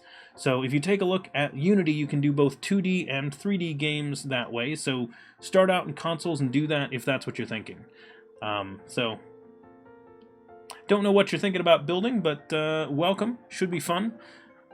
Which is funny, you made it here and I don't even have the game programming tag on this stream today, despite the fact that in a way we almost sort of are doing game programming, because I do actually have a game running while we're doing this, because we are messing with the game. But yeah. Okay, actually, I'm not going to worry about pulling that cost out yet, because I realized we should do something else first. Let's actually wire up our equipment accessor set character weapon command here. Thingy this. So let's make a derived type. So I am going to make a class called equipment accessor, and it is going to have a method implemented in it called set character weapon. And inside of this, I'm going to type on this line, and I'm going to say memory accessor, there we go. Add that in there, and then I want to say memory accessor dot write memory, and the place we're going to do that. Of course, Janisku's playing rock paper scissors in the chat. Settings. Whoops, I meant to do application settings. So I'm going to make a quick little get only property using an expression bodied member to just conveniently access that to make it a little bit shorter, because I do overuse those a little bit, I admit. I just really like them. They're just so nice. And new byte array of 1 byte. Let's pull that out. So that's the bytes that we're going to have to write. And this is the memory location, which is going to have to come from somewhere. So that'll be the address. So those are the values that we need to do. So this needs to get... So we need to use this to determine the address, and we need to use this to determine the bytes that we need. Janisku, teach new chatters. So I used to do you know, what did we call those? Wow, it's been so long I'm not even remembering the name. Learn to code in C# episodes of DevChatter. We used to do a lot of streams where we would teach people C#. We have not done one in a while, so yeah, no problem. This is called DevChatter. This is not called Dev Heads Down Programming Never Talk to Anyone. That's not the name of our stream. So chatting about programming stuff is one of the main things we want to do here. So yes, questions, comments, discussions, they're all welcome. Okay, so weapon number. Actually, I kind of feel like this number, when it gets called in here, should already be a number. And we should have verified it out there, so I'm going to change that to be weapon number, which in this case I am going to call it a weapon. I'm just going to say weapon, because it is a number, so I no longer want that Hungarian notation. So you'll remember, I did use it for as I pointed out when we talked about Hungarian notation a long time ago on the stream, I mentioned, if there's something weird with the types, mention it. So things like, I have a number, but currently my number is represented in a string and I'm going to need to parse that out at some point, put something about it being string or text or something like that, so that, just reading the variable, you don't think that that's already been turned into a number. And then also because it's common to have a method where you are converting it. So you're going to have two variables, one where it's a string and one where it's a number. It's kind of important to give them a distinguishing name. And I usually make it so that whichever one's like the real one, in this case if it is, it really is an int, but we're storing it as a string because it got passed in as user input, then the int is the one that gets the nice name, and the string, the case that we need to get away from, that one has like text in it or string or something like that. Maybe you say like raw or input, some kind of words to give away that that's not the correct format of it. Whoa! Cancel! Why was that option on top? What are you doing, Resharper? What are you doing? That was a terrible choice to have on top. Okay. Equipment accessor needs to get added into here. Doop. Doop. Doop, doop. There we go. We're gonna have that pass-in weapon, which means that down here,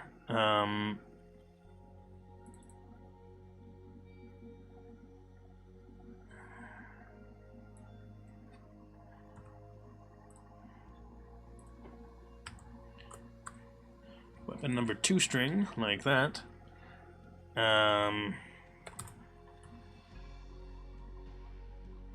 That should never get called, regardless of that value, so that's going to be a 1. And then...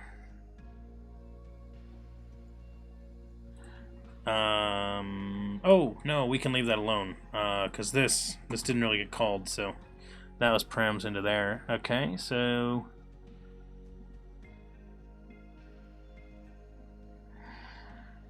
alright, so those should be fixed. Now, the other place that we have to fix is the actual command here. Hang on. Hey, Cubs lover, welcome back. Glad to see you're still around. So if you're getting into this right now, pointer can point at a variable such as fish. And let's say before putting the pointer fish is 5, we say if a person eats a fish, then instead of changing the variable fish to something else. Yeah, I'll talk about pointers and everything in a second, because those are very relevant to a lot of programming. Have you ever used Visual Studio Code? Yes, Penguin, I have used VS Code. I like it a lot. It's very good. I use Visual Studio for C#, but you can absolutely do it in VS Code. I would recommend checking out Visual Studio Community Edition because it is free. It is the full featured version. I use it here on stream for most of my stuff.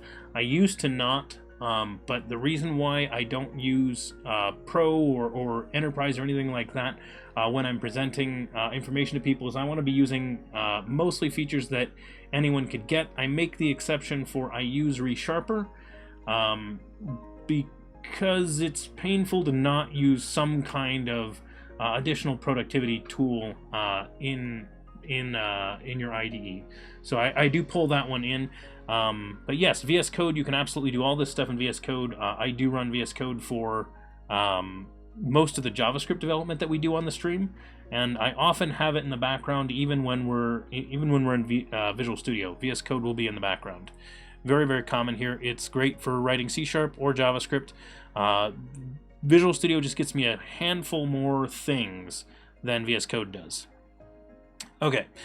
Can I do safe int parse? There we go. What happens if this gets... Okay. So really what's happening is we're passing in the text. What happens if that gets passed a null, I wonder?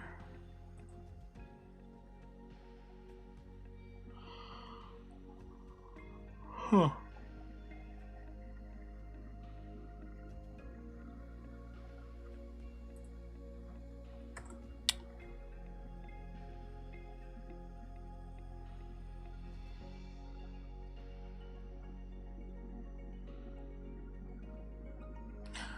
Ooh, I can't use my safe int parse here.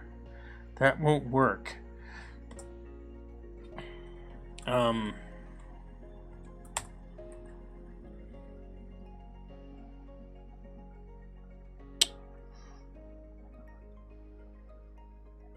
Yeah, which is why I'd have to use the null conditional there. But I think what I want to do this. What I want to do is this. Int dot try parse weapon number out int weapon ID. Now let's change this from weapon number to weapon text.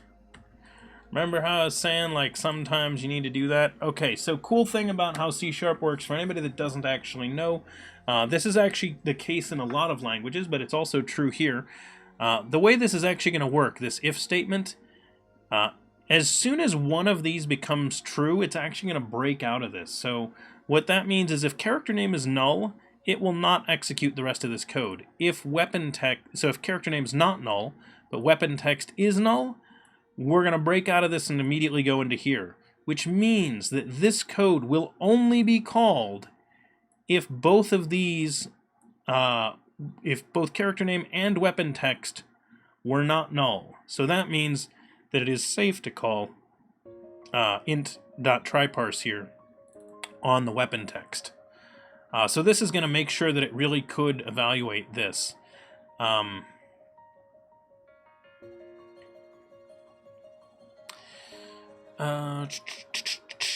So let's call this, so I'm going to extract these out because I don't want this here. So I'm going to say extract this as a method that I'm going to call extract method. We're going to say has values.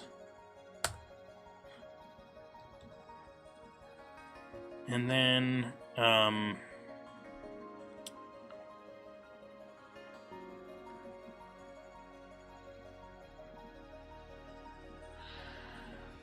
so this should take weapon ID instead.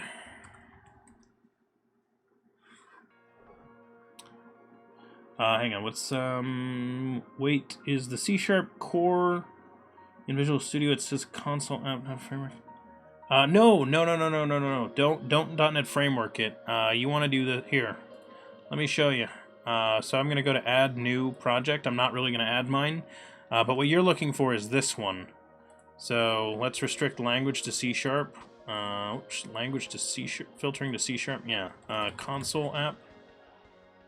And then notice it came back with two choices. There's console app.NET Core, and there's console app.NET Framework. You want the one that's .NET Core. And if you say, for example, that you want it to be able to run on Mac OS, then that's the one it's going to show. Or Linux. If you showed Windows, it could do either one. We recommend .NET Core not because it's cross-platform, but because it is the future of .NET. It is lighter weight and faster than .NET Full Framework as well. The only difference is that there are some things in .NET Framework that are not available in Core yet. Some things that won't ever be available in Core as well, but Core is still the one that you want. It's the future one. It is better. Stick with that one. Yep. Yeah, so you'll want to install the .NET Core SDK if you don't have it. So take a look for that, and that will allow you to run .NET Core projects. Oh yeah, no, I'd be glad to explain what the out keyword is that I'm using there. I'm guessing Fanasadapu, which if I totally butchered that, I apologize, but welcome, thanks for following, much appreciated. And anyone else that hasn't hit that follow button, be sure to do so. Best way to get notified when we go live. Okay, so let's do this. So int try parse is a weapon ID, and is valid weapon ID,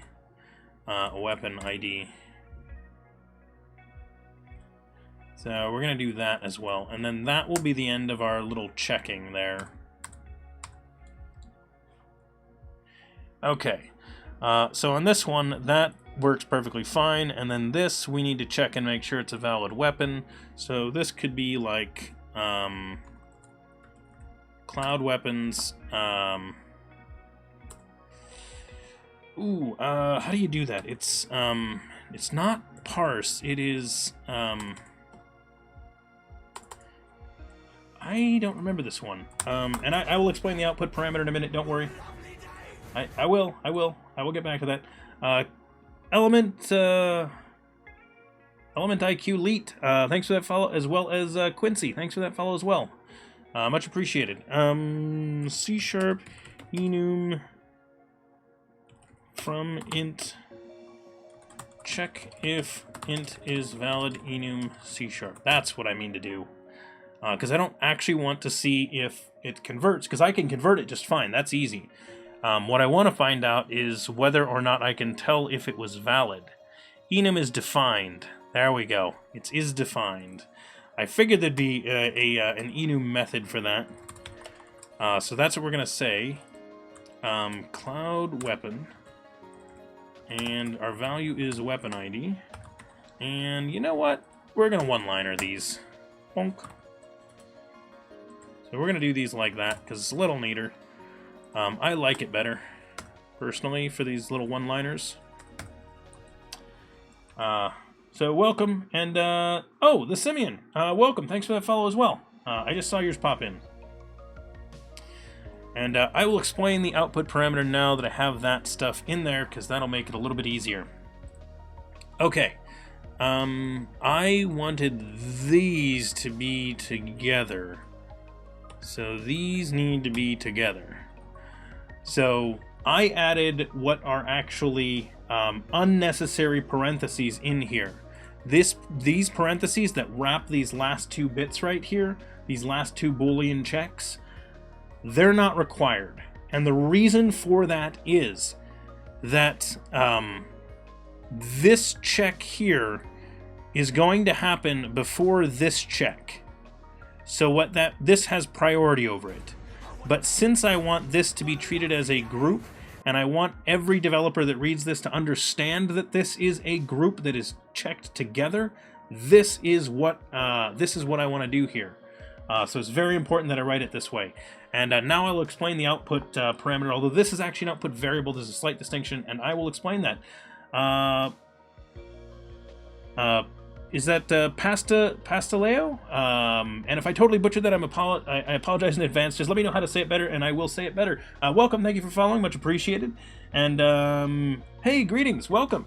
You saw my channel on YouTube, and you're a fan. Awesome, thank you very much. Glad to see you're here. I'm loving everybody showing up in chat and saying hi. It's nice. And welcome. Hopefully the weather is reasonable in Brazil. It's been super rainy up here. It's got to be colder down there right now, but colder than usual, I should say. I have a feeling you don't get quite as cold as we do up here, but hopefully you're at least able to get out and enjoy some of it. You're actually in a reasonably close time zone to mine. So where are we on this? So, okay, let's explain the output parameters. Is your first time on the channel and you're enjoying it? Oh, awesome, Element, thanks. Glad you're enjoying the stream. Hope everyone is. Okay, so here's how an output parameter works. I will do a quick explanation. And yes, that is one of the big reasons why I do the YouTube recordings of our videos, is because I understand that not everybody can make it live, and it's a great way to be able to watch. So thank you for catching us on YouTube. It is always nice. Let's just do a quick little test here, and I'll show you how it works. So,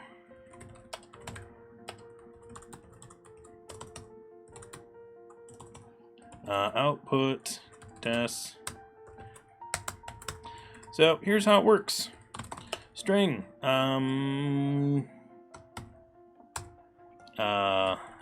We'll call it number 17. Int dot try parse number out int, we'll call it result.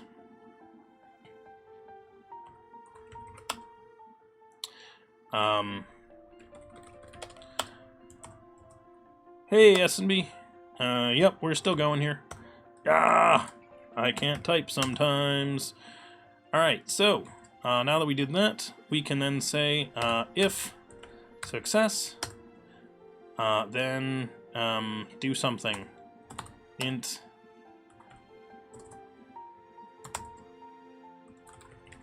you know what, I'll just do this. Yay. It's gonna yell at me because it doesn't want me to console write line in here. XUnit test shouldn't be doing this. Yeah, I know. Alright, so let's go ahead and debug this real fast. And I will show you how this is supposed to work. Oh, Element. Well, glad you were able to make it by for a little bit. Yes. So we actually do get a lot of Europeans that watch the stream because they can catch us in the evening. And then we have a lot of people in the US that watch the streams as well and often have us just in the background while they're working on their own code. That's pretty common. Yeah, there are a lot of Europeans. We get a lot of people from the UK and especially a lot of people from Germany. Ah, Netherlands, nice. Is the study... yeah, so plastique. So we usually call it Pascal case, but yes, the starting with a capital letter, case, this title casing that we're doing here, that's very common in C# for certain things. We camel case our local variables, but types, members, and methods are almost always Pascal case in C#. So just naming conventions: Czech Republic, Denmark, nice. Ah, someone from France that's living in the Netherlands. Yeah, that's common. I know an Italian person that lives in the Netherlands too. Hey, Ukraine, nice. I actually had a lot of friends growing up that were from Ukraine. For some reason, we were, the community that I live in had a lot of people that were immigrants from Ukraine. It was very common where I live. Oh, nice. You're from Croatia. I have been to Croatia. It's very nice. And yeah, so Brazil should be, yeah, exactly. Brazil's about an hour ahead of me. So not bad timing. Yeah, no, so welcome, world full of people. That is the awesome thing. Okay, so here's how the output parameter works. So we just ran this code and I want you to take a look at it at runtime. So number equals 17. So we start off with this string. The way this method works is an output parameter says, hey, in this method, you're going to have your standard return value. So try parse returns back a Boolean, and that's going to indicate whether or not this method succeeded. When you have an output parameter in your method, what it actually says is when this method runs, your code must set the output variables and then before it returns. So this is kind of like passing a value sort of by reference. So you pass in an uninitialized variable. In this case, it is our int result variable that we're passing in, and the try parse method will set this variable's value. So now at this point, I have access to result, and I will show you that in the immediate window here. So I have result, it's right there. It is the number 17 that I have access to. I mean, it's really there, so I can, do stuff with it. So result plus 33 equals 50. So that is an actual variable that stores that value that exists in this scope after the try parse method is called. And that's actually what's cool about an output parameter, is it lets you have a variable that you can set and do something with, in addition to having a variable that indicates what the result of that is, whether or not it succeeded.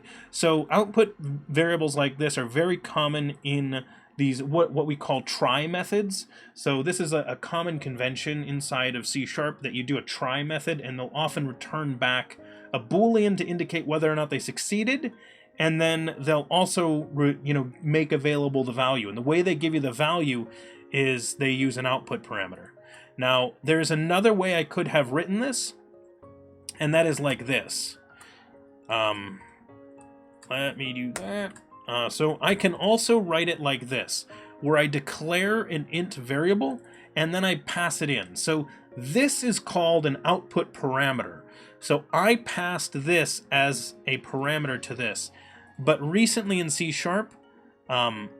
they gave us the ability to do this instead and declare the variable inside of the method call, which is a strange syntax, but I really like that it just saves me from having to declare that variable outside there. So this is the way we write it today. So if that looks a little bit confusing, that's all it's doing. So it basically just says, hey, parse out this value, store it in this variable, and if you manage to do it successfully, return back a true. If you failed to do it, return back a false. So just let me know. So that's all that does. That's all we're doing. Hopefully that got you a nice explanation of that, and hopefully that makes sense.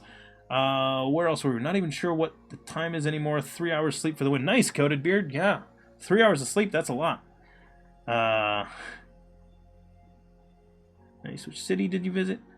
Let's see. All brought together by live coding. Yes, exactly, S&B. You can bring the whole world together just by coding on Twitch. Yes, lots of good stuff. So you'll initialize the output variable only if it is a success. So that's a fantastic question. When you fail, what you're actually supposed to put in that variable is whatever the default value is. So that is just a convention for that. So you do have to set it to something, but it doesn't really matter what you set it to. But by convention, pretty much everything's going to set it to whatever the default value is for the type that you're putting in there. So in the case of an integer, it's going to end up with a 0. Now here's the problem. For anyone that missed this, these are our values. The Buster Sword has a value of 0. That means that 0 was in fact a valid value for us. So that's why I need to make sure I check that Boolean and make sure that it really did succeed, or we would have a problem. Okay.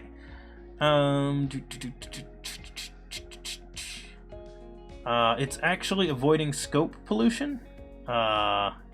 So interesting, Plastique. That that variable actually has the same scope it did before. It's just that you don't have to take up the space. It's actually the same scope as previously when you use an output variable or an output parameter. So, yep, no problem. Glad to answer the question. Could you add another weapon value of -1 for an invalid weapon? Yeah, so S&B, if we were going to do that, what we would have to do is we would have to change how the try-parse worked in order to change that to give a -1 for that.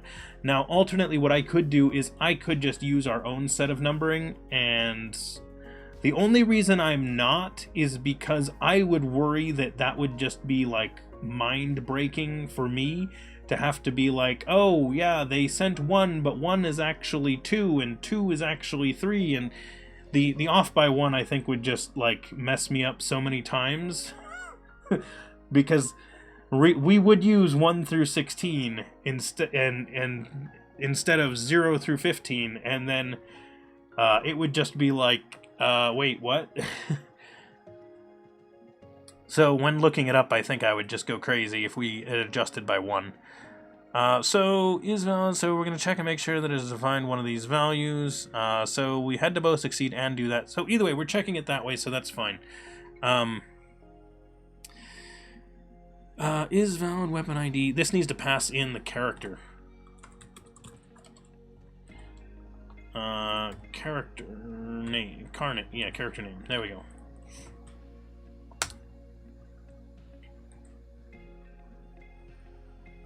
Hang on 1 second.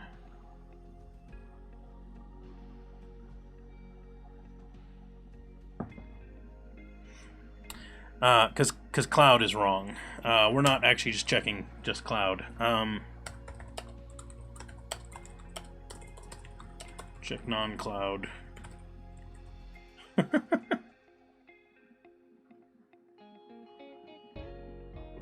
Cloud is not the only character in this game.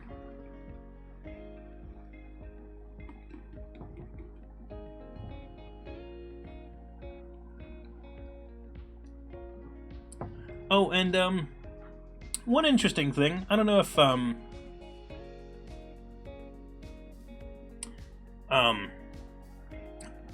I'm still probably horribly butchering his or her name, because I don't think I got a response on how well I said it. But I think I said Pastaleo or something like that, which I don't know actually how to say it. But if you're still here, I did want to mention that you just did a thing that I have been telling other live coding streamers for 6 months to a year is a thing, and a lot of them didn't believe me.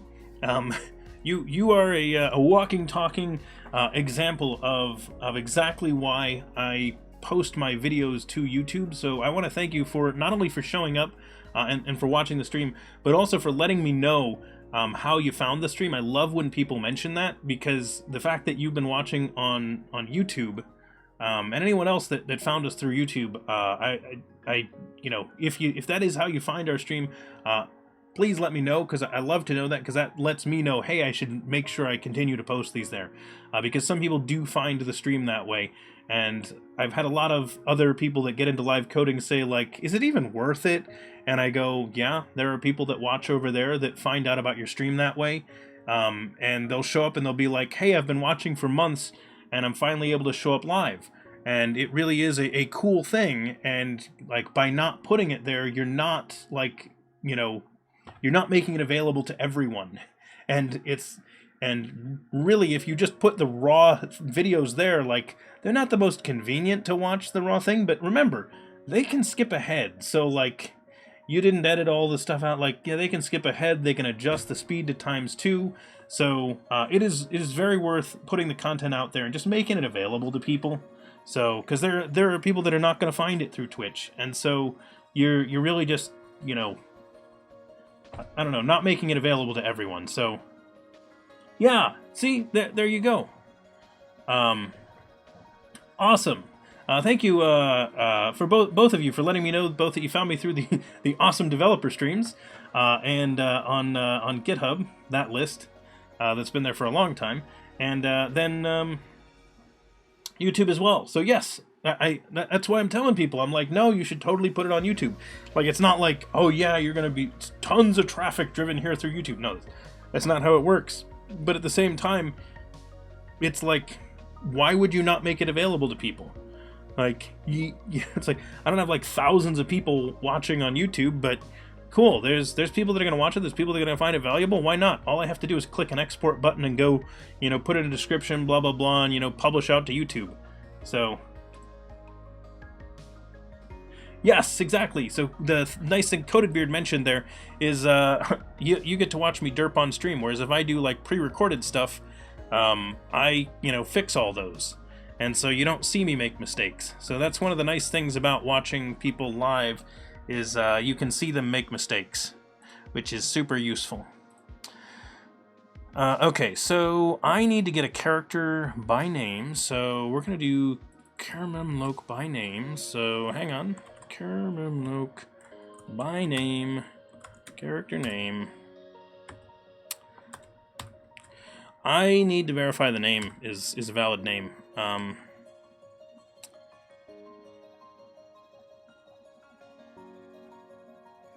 I need to do that. Oh yeah, S&B. I'm kind of set up on there, but I'm not totally set up on there yet. Yes, exactly. As Coated Beard mentions, that's one of the problem with editing like pre-recorded content, is you can leave out details about stuff. Yes, exactly. So one of the things that, and I really believe that this is actually a cause of some people's imposter syndrome within the coding community, is the idea that if you go to a conference, that conference speaker stands up in front of you, knows their topic, shows you a great demo, and you're like just sitting there like, wow, this is awesome, this person knows so much, they're brilliant. If things don't go well and the speaker has a bad talk, your assumption is that speaker wasn't very smart, they weren't very good, they shouldn't have been there. So you've basically built these two opposite ends of the spectrum of either it was the speaker wasn't a good speaker, or they were amazing, I could never be that good. The difference is, what you really missed is that even the speaker that didn't make any mistakes isn't necessarily like this brilliant, amazing speaker. Like, they might be great at speaking. That doesn't mean they're like the perfect coder that never makes mistakes. The reason they didn't make mistakes? That's a prepared demo and a prepared talk. Like, I give those. Yeah, like, does my talk occasionally mess up sometimes? But generally it's going to work, and things are going to go nicely. And people are going to be like, wow, that's so nice. Yeah, that's so cool. I love how that worked. That was a neat thing that you did there. And it's like, well, yeah, of course it worked. It was a prepped thing. If you watch me actually code, I'm going to make just as many mistakes as everyone else does. That's just how it works. Okay, so... let's say...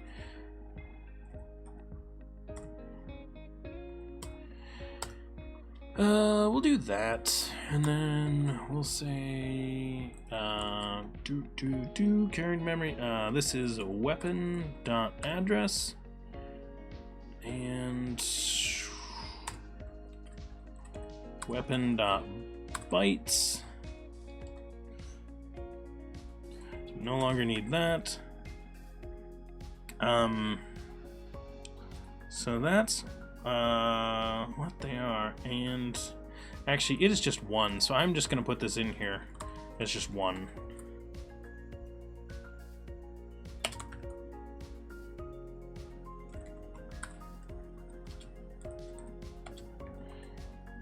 And will you just put it in there for me? Nope.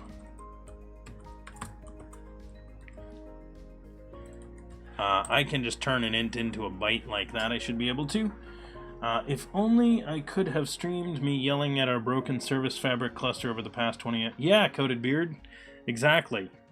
Those are the kinds of things you can sometimes get away with.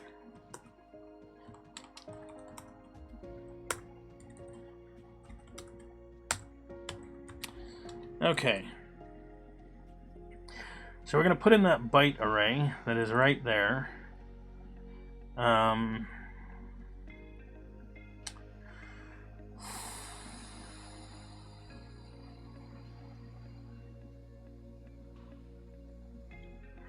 I need to verify that that's correct.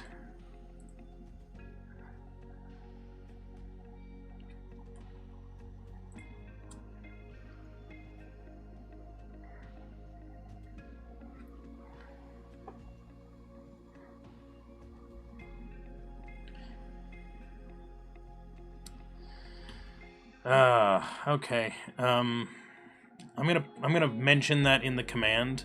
I'm gonna leave myself a to-do so that we get that before all of this is finished.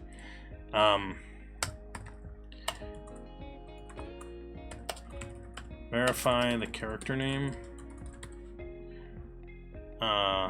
Before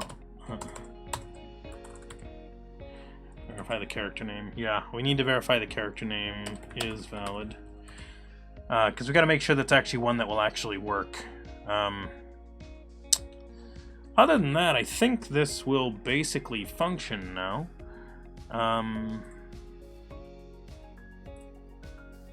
Let's give it a try. What is the value on... Hang on, what is the value on cloud?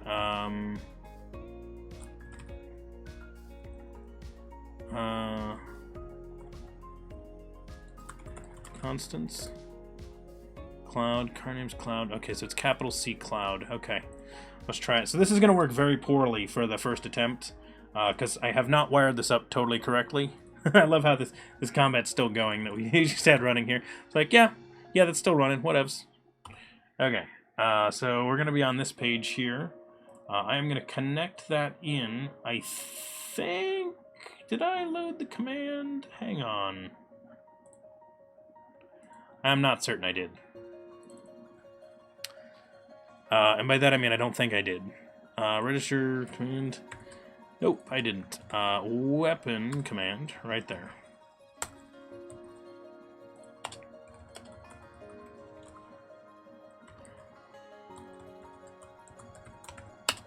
To do non-combat. Okay. Make a little note for myself.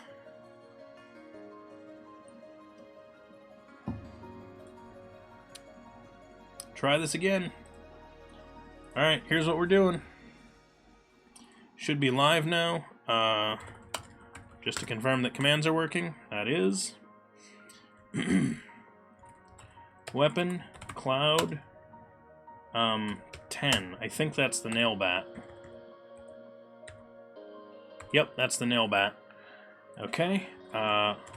Weapon, cloud, 0 should be a buster sword. No! Oh, insufficient gil. I didn't have the 100 gil. Whoops. Because I have that just as a default requirement. There's no way to do it for free right now. So, whoops. I actually have to do it first. So, let's say weapon cloud 0 should set us back to the buster sword. It does. And weapon cloud 15 should set us to our ultima weapon. There it is. And what's 2? I don't even know. The hard edge. Cool. So there we go. So what did we build today? We built a command that lets you control those. We still need to do the settings page for it. So we are doing this in WPF. We are going to make a setting. Whoops, didn't mean to touch that. But we're going to make a nice settings page for it, and should work out nicely. I was hoping to get a combat to trigger faster than that. There it goes. So Cloud is now holding the hard edge, so you'll see his weapon change there. So that is absolutely not the same weapon that we saw previously. Now here is the challenge. As I mentioned, I can do that command, and Cloud's weapon doesn't change mid-combat. So what I think I want to find is where that value is at during combat. So I'm guessing that they have that as a separate value. So my hope is that I'll be able to say, hey, if we're in combat, alter the combat version as well. Now, I think I looked into doing this at one point previously and found that that didn't work for some reason, but I don't know why. So we'll want to dig into that, but either way, I'm glad that that seems to work. So, I'm guessing Lydralika? Welcome, thanks for following, much appreciated. Glad you're here and enjoying the stream. If anyone else has been enjoying the stream today, be sure to hit that follow button to make sure you get notified when we go live, as that is the best way to make sure that you catch our streams.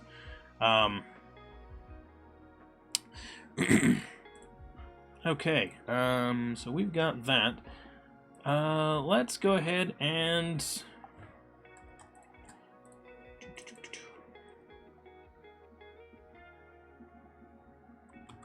yeah, we're going to do that. Okay, cool. For anyone that doesn't know, my name is Brendan. I want to talk to you all for a little bit. This channel is DevChatter. We do a lot of cool stuff on here. If you are new, I want to make sure that I invite you to join our Discord, as that is a great place to chat with me and the other DevChatter viewers. There are a lot of us over there. I'm talking literally hundreds of developers over in our Discord, so if you want to chat with us about programming stuff, that's a great place to do it. It's a very nice community, so we chat about nerdy stuff when there's announcements about things. There are people talking about games in there and other stuff like that. It's fun, and within Discord you get really good controls of like muting channels and things like that. So again, if you're not interested in video games or tabletop games or something like that, or you're not interested in certain programming languages, you can just mute those channels and not worry about it.